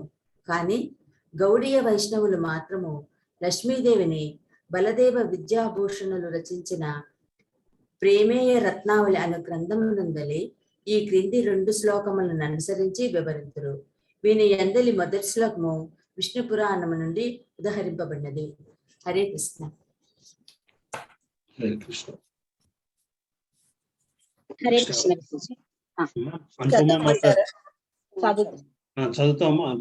అనుపమ మాతాజీ ఫాలో అవుతుంది, చదువు. నిత్యైవ సా జగన్మాత విష్ణు శ్రీ రసపాయని యథా సర్వగతో విష్ణుస్తథైవేయం ద్విజోత్తమ విష్ణోశ్చ శక్తి యస్తి స్రస్తాను యా కీర్తితా పర తైవ శ్రీస్త ధభిన్నేత ప్రాహ శిష్యాన్ ప్రభుర్మహాన్ ద్విజోత్తమ. లక్ష్మీదేవి విష్ణు భగవాను నిత్య సహచారిణి కనుక ఆనపాయని అని పిలువబడును. ఆమె జగన్మాత. విష్ణువు సర్వవ్యాపి అయినట్లే అతని ఆధ్యాత్మిక శక్తి అయిన ఆమె కూడా సర్వవ్యాపి. విష్ణువునకు ఆంతరంగిక శక్తి, బాహ్య శక్తి, తటస్థ శక్తి అను 3 ప్రధాన శక్తులు కలవు. శ్రీ చైతన్య మహాప్రభువు పరాశక్తి, భగవంతుని ఆధ్యాత్మిక శక్తి, భగవానుడితో సమానమని భావించరు కనుక ఆమె కూడా స్వతంత్రమగు విష్ణుతత్వంలో చేర్చబడినది. ప్రమేయ రత్నావళిపై కూర్చోబడిన కాంతిమాల వ్యాఖ్యానమును ఇట్లు చెప్పబడింది. నను క్వచిత్ నిత్య ముక్త జీవత్వం లక్ష్మ్యా స్వీకృతం తత్రాహ ప్రాహేతి నిత్యైవేతి పథ్యే సర్వవ్యాప్తి కథనేన కళాకాష్టేత్యధి పద్యద్వయే శుద్ధోపీత్యుక్త చ ప్రభునా స్వశిష్యాన్ ప్రతి లక్ష్మ్యా భగవదద్వైతం ఉపదిష్టం వచ్చిద్యత్ తస్యాస్తు ద్వైతముక్తం తత్తు తదా విష్ట నిత్య ముక్త జీవం ఆదాయ సంగతమస్తు. కొన్ని ప్రామాణిక వైష్ణవ సాంప్రదాయములు లక్ష్మీదేవిని వైకుంఠమందరి నిత్య ముక్త జీవులలో జమ కట్టినను శ్రీ చైతన్య మహాప్రభువు మాత్రము విష్ణు పురాణమునందలి వాక్యమును అనుసరించి ఆమెను విష్ణుతత్వముతో సమానమని అభివర్ణించింది. సారాంశమేమనగా లక్ష్మీదేవి విష్ణు భగవానునికి భిన్నమైనదనని వివరణ నిత్యముక్తుడైన జీవునికి ఆ లక్ష్మీదేవి గుణములు అబ్బినప్పుడే ఇవ్వబడుచుంది. కానీ ఆ వివరణలు విష్ణు భగవానుని నిత్య దేవేరి ఒక లక్ష్మీదేవికి సంబంధించినవి కావు. 14 చదవమంటారా? 14 మీ ఇరువురును ముల్లోకములకు పరమ పాలకులు పరదాయకులు అయి ఉన్నారు కనుక ఉత్తమ శ్లోకుడా నీ కరుణచే మా అభీష్టములు ఈడేరుగాక. 15 శ్రీ సుఖదేవ గోస్వామి పలికిన ఈ విధముగా పైన తెలిపిన పద్ధతిలో స్తుతించి లక్ష్మీ సమేత శ్రీనివాసుని విష్ణువుని అర్చించవలను. పూజోపహారములను తొలగించి ఆచమనము నిచ్చి మరలా వారిని పూజింపవలను. హరే కృష్ణ. హరే కృష్ణ. కళామాతాజీ చదువుతారమ్మా? 16. హరే కృష్ణ. 16వ శ్లోకం. పిమ్మట భక్తితో వినమ్రముగా లక్ష్మీనారాయణను స్తుతించి యజ్ఞ ఉచ్ఛిష్టమును ఆఘ్రాణింపవలను. తదనంతరము తిరిగి వారిని అర్చింపవలను. 17వ శ్లోకం. పతిని పరమపురుషుని ప్రతినిధిగా భావించి ప్రసాదము నర్పించడం ద్వారా అనన్య భక్తితో భార్య అతనిని అర్చింపవలను. భార్య ఎడ అతి ప్రసన్నుడై భర్త అంతటా స్వయముగా గృహ కలాపములలో నియుక్తుడు కావలను. భాష్యము. భార్యాభర్తల యొక్క గృహస్థ సంబంధము ఇచ్చట పేర్కొనబడిన పద్ధతి అనుసరించి ఆధ్యాత్మికంగా ఏర్పాటు కావాలని. నెక్స్ట్ చదవనండి. 18వ శ్లోకం. భార్యాభర్తలు ఇరువులలో ఏ ఒక్కరు ఈ భక్తి కార్యం నొనర్చినను సరిపోగలదు. వారికి గల సత్సంబంధము వలన ఇరువురును తత్ఫలము అనుభవించగలరు. కనుక భార్య ఈ విధి అనుసరింపజాలనుచో భర్తయే సావధానముగా దాన్ని నొనర్చవలను. అంతటా భార్య ఆ వ్రత ఫలములో భాగస్థురాలగును. భాష్యము. భార్య విశ్వాసపాత్రురాలు, భర్త మనఃపూర్వకంగా వర్తించువాడు అయినప్పుడు భార్యాభర్తల నడుమ సంబంధము దృఢముగా నెలకొనగలదు. అప్పుడు భార్య అసక్తురాలైనందున భర్తతో పాటు భక్తియుత కార్యమును కొనరింపజాలకపోయినను పతివ్రత నిష్కపటి అయినందున భర్త కార్య ఫలములో సగ భాగమును పొందగలదు. హరే హరే కృష్ణ. హరే కృష్ణ. 19-20 కళ్యాణి మాతాజీ ఉన్నారమ్మా? ఉన్నాను ప్రభుజీ, చదువుతాను ప్రభుజీ. భక్తి పూర్ణముగు వ్రతమైన ఈ విష్ణు వ్రతములను మనుషుడు తప్పక ఆచరించవలెను. అన్య కార్యము కొరకు దీనిని విడువరాదు. ప్రసాదమును, పూమాలను, గంధమును, ఆభరణములను ఒసుకుచు బ్రాహ్మణులను, వీరవతులకు స్త్రీలను నిత్యము ఆర్చించవలను. ఈ ప్రకారంగా స్త్రీ గొప్ప భక్తితో విష్ణు వ్రతములు నిత్యము ఆచరింపవలను. పిమ్మట విష్ణువు శయపై శయనింపజేసి ప్రసాదమును భుజింపవలను. ఈ రీతిగా భార్య భక్తులు పవిత్రులై వారి సమస్త భీష్టములను నెరవేరగలవు. చదివిన ప్రభుజీ 21. చదవండి 21-22 చదవండి. సాధ్వీయగు స్త్రీ ఈ వ్రతమును 1 సంవత్సర కాలమును నిర్వహింపవలను. పిమ్మట కార్తీక పౌర్ణమి నాడు ఆమె ఉపసించవలను. మర్నాడు ఉదయము ఆచమనము చేసి పూర్వము వలనే శ్రీకృష్ణుని అర్చించిన పిదప గృహ సూత్రములందు తెలుపబడిన పాఠయజ్ఞ విధానమును అనుసరించి వంటలు చేయవలను. నెయ్యితో పరమాన్నము వండి భర్త దానితో 12 మార్లు అగ్ని యందు ఆహుతి నొసగవలను. హరే కృష్ణ ప్రభుజీ. హరే కృష్ణ. హరే కృష్ణ. హరే కృష్ణ. 23వ శ్లోకం కంప్లీట్ చేసేసేయండి అమ్మా. ఓకే. తదనంతరము అతడు బ్రాహ్మణులు సంతుష్టం చేయవలను. ప్రసన్నులైన ఆ బ్రాహ్మణులు ఆశీర్వదించిన పిదప అతడు శిరము వంచి నమస్కరించి వారి అనుజ్ఞతో ప్రసాదమును భుజింపవలను. 24 భోజనమునకు ముందు భర్త తొలుత గురుదేవుని సుఖాసీనుని చేసి వాక్కును అదుపులో ఉంచుకుని బంధుమిత్రులతో కూడి ఆయనకు ప్రసాదం ఉంచుకుని పిమ్మట యజ్ఞశేషమైన పరమాణమును భార్య భుజింపవలను. దాని వలన విద్యావంతుడు భక్తుడు అయిన పుత్రుడు జన్మింపగలడు. సకల సౌభాగ్యము కలగలదు. 25వ శ్లోకం విధిగా ఈ వ్రతమును అనుసరించినచో పురుషుడు ఈ జన్మమునందే భగవంతుని నుండి సమస్త అభిష్టములను పడేయగలడు. ఈ వ్రతపాలన చేసిన స్త్రీ సౌభాగ్యమును, ఐశ్వర్యమును, పుత్రులను, దీర్ఘాయువు కలిగిన పతిని, యశస్సును, చక్కని గృహములను పొందగలదు. భాష్యం. భర్తతో చిరకాలము జీవించిన స్త్రీని బెంగాల్ రాష్ట్రంలో ఈనాటికి పరమ అదృష్టవంతురాలిగా భావించి స్త్రీ సాధారణంగా మంచి భర్తను, సత్సంతానమును, మంచి ఇల్లును, ఆస్తిపాస్తులను కోరుతుంది. ఈ శ్లోకమును తెలుపబడినట్టు స్త్రీ తన వాంఛితార్థములన్నిటినీ పురుషుడు సమస్త వరములను భగవంతుని నుండి పొందగలరు. కనుక ఈ వ్రతపాలనము ద్వారా కృష్ణ భక్తి భావనాయుతులకు స్త్రీ పురుషులు ఈ భౌతిక జగత్తునందును సుఖవంతులు కాగలరు. తమ కృష్ణ భక్తి వలన వారు తదనంతరం ఆధ్యాత్మిక జగత్తును చేరగలరు. 26, 27, 28 అవివాహిత యొక్క కన్య ఈ వ్రతపాలన చేసినచో ఉత్తముడు భర్తను పొందగలరు. భర్త గాని పుత్రుడు గాని లేనట్టి స్త్రీ ఈ వ్రతపాలన చేసినచో ఆధ్యాత్మిక జగత్తును చేరగలరు. ఏ స్త్రీ సంతానం పుట్టినంతనే మరణించునో ఆమెకు దీర్ఘాయువు కలిగిన సంతానం కలగగలదు. అంతేగాక ఆమె గొప్ప ఐశ్వర్యవంతురాలు అగును, దుర్భాగ్యురాలు సౌభాగ్యవంతురాలగును, రూపి సౌందర్యవతి అగును. ఈ వ్రతపాలన చే రోగి తన రోగము నుండి బయటపడి ఆరోగ్యవంతమైన దేహమును పొందు. శ్రద్ధాకర్మల్లో ఈ వ్రతపఠనము కావించినచో దేవతలు, పితృదేవతలు మిక్కిలి ముదమంది సమస్త అభిష్టమును తీర్చగలరు. ఈ వ్రతపాలన చేసిన వాని ఎడ విష్ణువు, లక్ష్మీదేవి అతి ప్రసన్నలగుదురు. పరీక్ష మహారాజా, ఇది ఈ వ్రతమును ఏ విధముగా వనరించి సత్సంతానం అంటే మరుతు సుఖమై జీవనం వడిసరిదో నీకు ఇప్పుడు పూర్తిగా వివరించింది. దీనిని గురించి సాధ్యమైనంత విస్తారంగా వర్ణించుటకు నేను యత్నించింది. శ్రీమద్ భాగవతమునందరి పుంసావన వ్రత విధి అనే 6వ స్కందములోని 19వ అధ్యాయమున భక్తి వేదాంత భాష్యం సమాప్తం. Hare Krishna. Hare Krishna. Hare Krishna. Thank you so much Mataji. So మనం ఆ విధంగా 6వ అధ్యాయం 6వ స్కందం కంప్లీట్ చేసుకున్నాము. సో నెక్స్ట్ వీక్ 7వ స్కందం మొదలు పెట్టుకుందామా, లేకపోతే 6వ స్కందం నుంచి కొన్ని టాపిక్స్ మళ్ళీ డిస్కస్ చేద్దాము. చాలా మటుకు చాలా డిస్కస్ చేసాం మనము. వృత్రాసుడి చరిత్ర ఇవన్నీ, చిత్రకేతు గురించి కానీ, ఇంకా దేవేంద్రుడు బృహస్పతి విషయం కానీ, అజామిల్ కథ కానీ, ఇవన్నీ మనం డిస్కస్ చేసాము. కానీ మళ్ళీ ఒకసారి డిస్కస్ చేద్దామంటే ఒక్కొక్క టాపిక్ గురించి మాట్లాడతానంటే అలా చేసుకుందాము. లేని పక్షంలో 7వ స్కందానికి వెళ్ళిపోదాం.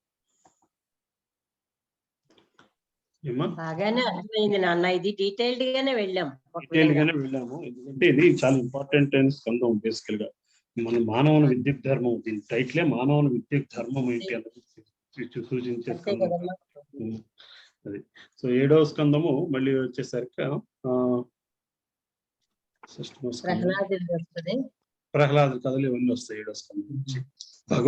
విజ్ఞానం, భగవత్ విజ్ఞానం 7వ స్కందం. ఇక్కడి నుంచి ఇంకా ఇంకా ఇంకా మరి భగవంతుడి దగ్గరికి తీసుకెళ్ళిపోతుంటాయి మాట ఈ గుప్త స్కందాలు.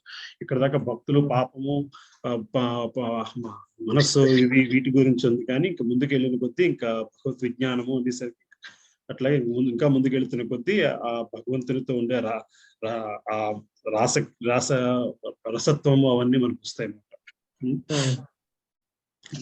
7వ స్కందం స్టార్ట్ చేసుకుందాం నెక్స్ట్ వీక్. అలాగే చేద్దాం. హరే కృష్ణ. ఇవాళ ఇంకో కొత్త వాళ్ళు వచ్చి వెళుతున్నారు. అలాగా ఎవరు ఉన్నారమ్మా? పద్మావతి మాతాజీ, మీ పద్మావతి అని ఒక వాళ్ళు వచ్చారు.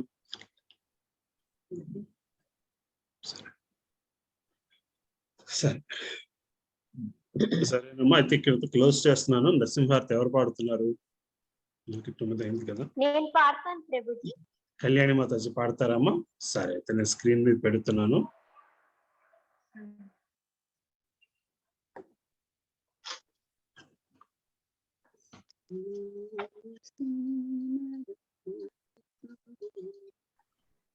పాడను.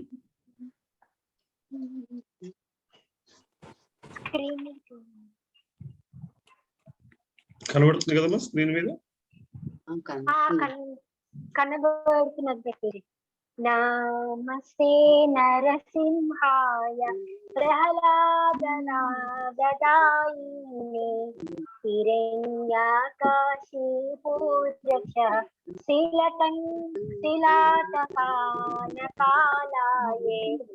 తో నరసింహ పరతో నరసింహ యతో యతో యామి తతో నరసింహ బహి నరసింహ హృదయే నరసింహ నరసింహమాది శరణం ప్రపతి తవ కర కమలవరే నఖ అద్భుత శృంగ దళిత హిరణ్య కశపు తను బృందం కేశవధూత నరహరి రూప జయ జగదీశ హరే జయ జగదీశ హరే జయ నరసింహదేవ్ నరసింహదేవ్ जय प्रहलाद महाराज जय प्रभुपाद जय गुरुदेव नित्य गौर हरि बोल नरसिंहदेव भगवान की जय, प्रहलाद महाराज की जय, प्रभुपाद की जय. हरे कृष्ण. हरे कृष्ण अम्मा. యాక్చువల్గా నేను హరే కృష్ణ మర్చిపోయాను. నెక్స్ట్ ట్యూస్డే 17వ తారీఖు సంగతి నేను చూసుకోలేదు. 17వ తారీఖు యాక్చువల్గా నేను ట్రైన్లో ఉంటాను. 18 కల్లా వైజాగ్ వస్తున్నాను. 18 నుంచి 21 దాకా వైజాగ్లో ఉంటాను. సో 17వ తారీఖు మళ్ళీ కొత్త స్కందం స్టార్ట్ చేసుకుందామా, లేదు అంటే 19 నుంచి లక్ష్వాల నుంచి 17వ తారీఖు 19వ తారీఖు నుంచి స్టార్ట్ చేసుకుందాం. హరే కృష్ణ. సో అక్కడ నేను వైజాగ్లో ఉంటాను. దగ్గరలో ఉన్న వాళ్ళు వస్తానంటే మా అమ్మగారి ఇంట్లో కూర్చుని అక్కడ నుంచి చదువుకోవచ్చు మనం. 22వ తారీఖు క్లాస్ కూడా నేను వైజాగ్లోనే ఉంటాను. ఆ రోజు క్లాస్ అక్కడ నుంచి ఫిజికల్ గా చేసుకుందాం అంటే క్లాస్కి అటెండ్ వద్దాం అనుకున్న వాళ్ళు రావచ్చు.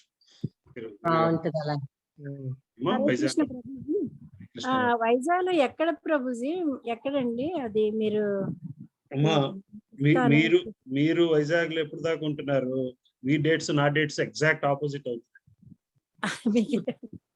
నేను సుబ్లక్ష్మి మాట్లాడుతున్నాను ప్రభుజీ. నేను హైదరాబాదు 19వ తారీఖున వెళ్తున్నాం. ఆదివారం పెళ్లి అది అయిపోయిన తర్వాత ఆదివారం నాడు వైజాగ్ వెళ్తున్నాము. అంటే మామూలు దర్శనం చేసుకోవడానికన్నా వైజాగ్ లో ఎక్కడ ప్రభుజీ? సో మీరు ఆదివారం ఇటు నుంచి అటు వెళ్తున్నారు, నేను అటు నుంచి ఇటు వస్తున్నాను. మీరు వస్తున్నారు? అదే రాత్రి నేను ఆదివారం రాత్రి వస్తున్నాను. సో వైజాగ్ లో టెంపుల్ అయితే సాగర్ నగర్ లో ఉందమ్మా. సాగర్ నగర్ లో Prabhuji. Okay. ISKCON temple Prabhuji? Temple అమ్మా సాగర్ నగర్ లో. నువ్వు ఉన్నప్పుడు ఒకసారి అందరం కలిసి టెంపుల్ కి వెళ్దాం నాన్న వీలైతే. వైజాగ్ లో ఉన్న వాళ్ళందరూ మరి కలిసి వెళ్దాం అంటే బాగుంటది నాన్న. ఒకసారి అందరం వెళ్దాం. అసలు మాది నెగిటివ్ ప్లేస్ వైజాగ్ ప్రభుజీ, అక్కయ్యపాలెం దొండపర్తి దగ్గర. అవునమ్మా. మా మా అమ్మగారు ఉండే దొండపర్తి అని, దొండపర్తి జంక్షన్ లోనే మా ఇల్లు. అక్కడే ఉంటున్నారా ప్రభుజీ? అవునమ్మా, దొండపర్తి జంక్షనే. శ్రీ సూర్య థియేటర్ ఉండేది కదా, ఉండేది పూర్వం. ఇప్పుడు ఇది కొట్టేసి అన్ని కట్టేశారు. ఆ అపార్ట్మెంట్ కాంప్లెక్స్ లోనే ఉంటారు మా అమ్మగారు. నేను ఇప్పుడు వెళ్ళిన వైజాగ్ అక్కడే ఉంటాను. వైజాగ్ అని వెళ్తే కలుస్తాను ఒకసారి. ఎప్పుడు వెళ్తున్నారు వైజాగ్ మీరు? 22 వైజాగ్ వెళ్తున్నారు. సండే వెళ్తున్నాను ప్రభుజీ. వెన్స్డే వరకు అదే మా చెల్లి గారు అబ్బాయి రిసెప్షన్ బుధవారం వరకు ఉన్నాయి ప్రభుజీ. ఇంకో 2 రోజులు ఉందాం అనుకుంటున్నాను. చూస్తాను ప్రభుజీ. క్లాస్ కి వచ్చేయండి అమ్మా, మిస్ అవ్వకుండా. తప్పకుండా. అదృష్టం ఇలాంటి వాళ్ళతో ఒకసారి దర్శనం చేసుకోవడం. ఇంత బంగారం లాంటి కొడుకు, డైమండ్ మీ అబ్బాయి. సుబ్బలక్ష్మి మాతాజీ, మళ్ళీ మీరు వైజాగ్ నుంచి రిటర్న్ ఎప్పుడు వస్తున్నారు? నేను ఢిల్లీ వచ్చేస్తున్నాను ప్రభుజీ. ఎప్పుడంటే అది ఇంకా టికెట్ తీయలేదు బాబు. అదే పద్మ మాతాజీ, మీరు మళ్ళీ వెనక్కి హైదరాబాద్ వస్తున్నారని చెప్పారు నాకు. అది తెలీదు ప్రభుజీ. ఇంకా నేను వెళ్ళడానికే ఫ్లైట్లు బుక్ అయిపోయి మొత్తం ఫ్యామిలీ చిన్న అబ్బాయితో కలిసి వెళ్తున్నాను. రిటర్న్ ఒక 2 రోజులు ఉందాం వైజాగ్ లో. అలాగా 2 years కోసారి వెళ్తున్నాను. ఇల్లు పాడైపోతుంది, ఉంటానంటే వాళ్ళు ఇంకా రిటర్న్ టికెట్ తీయలేదు ప్రభుజీ. మాతాజీ చెప్పడం నాతోని మీరు రిటర్న్ వైజాగ్ నుంచి హైదరాబాద్ వస్తున్నారు. అప్పుడు హైదరాబాద్ వస్తే మిమ్మల్ని కలుస్తానని చెప్పాను ప్రభుజీ. అప్పుడు కలుద్దామని చెప్పారు. నేనైతే 17 సాయంత్రం వెళ్ళి 23 పొద్దున్న వస్తున్నాను. ప్రభుజీ నేను 20 నెలాఖరు వరకు ఉంటాను ప్రభుజీ అక్కడ వైజాగ్ లో. అవునా? కానీ నేను మిస్ అయిపోతాను. సరే, అయితే బుక్ పట్టుకుని వెళ్ళిపోండి అమ్మా వైజాగ్. 7వ అధ్యాయం కదమ్మా. 7వ స్కందం. అదే 7వ స్కందం పట్టుకొని వెళ్ళిపోతాను. మళ్ళీ భగవద్గీత తోటి. ఇప్పుడు సెల్ ఫోన్ ఎలాగైతే మర్చిపోవో దీన్ని కూడా మర్చిపోకూడదు. అంతే. నేను అదే అన్ని చదువుతాను పట్టుకుని. ఏంటమ్మా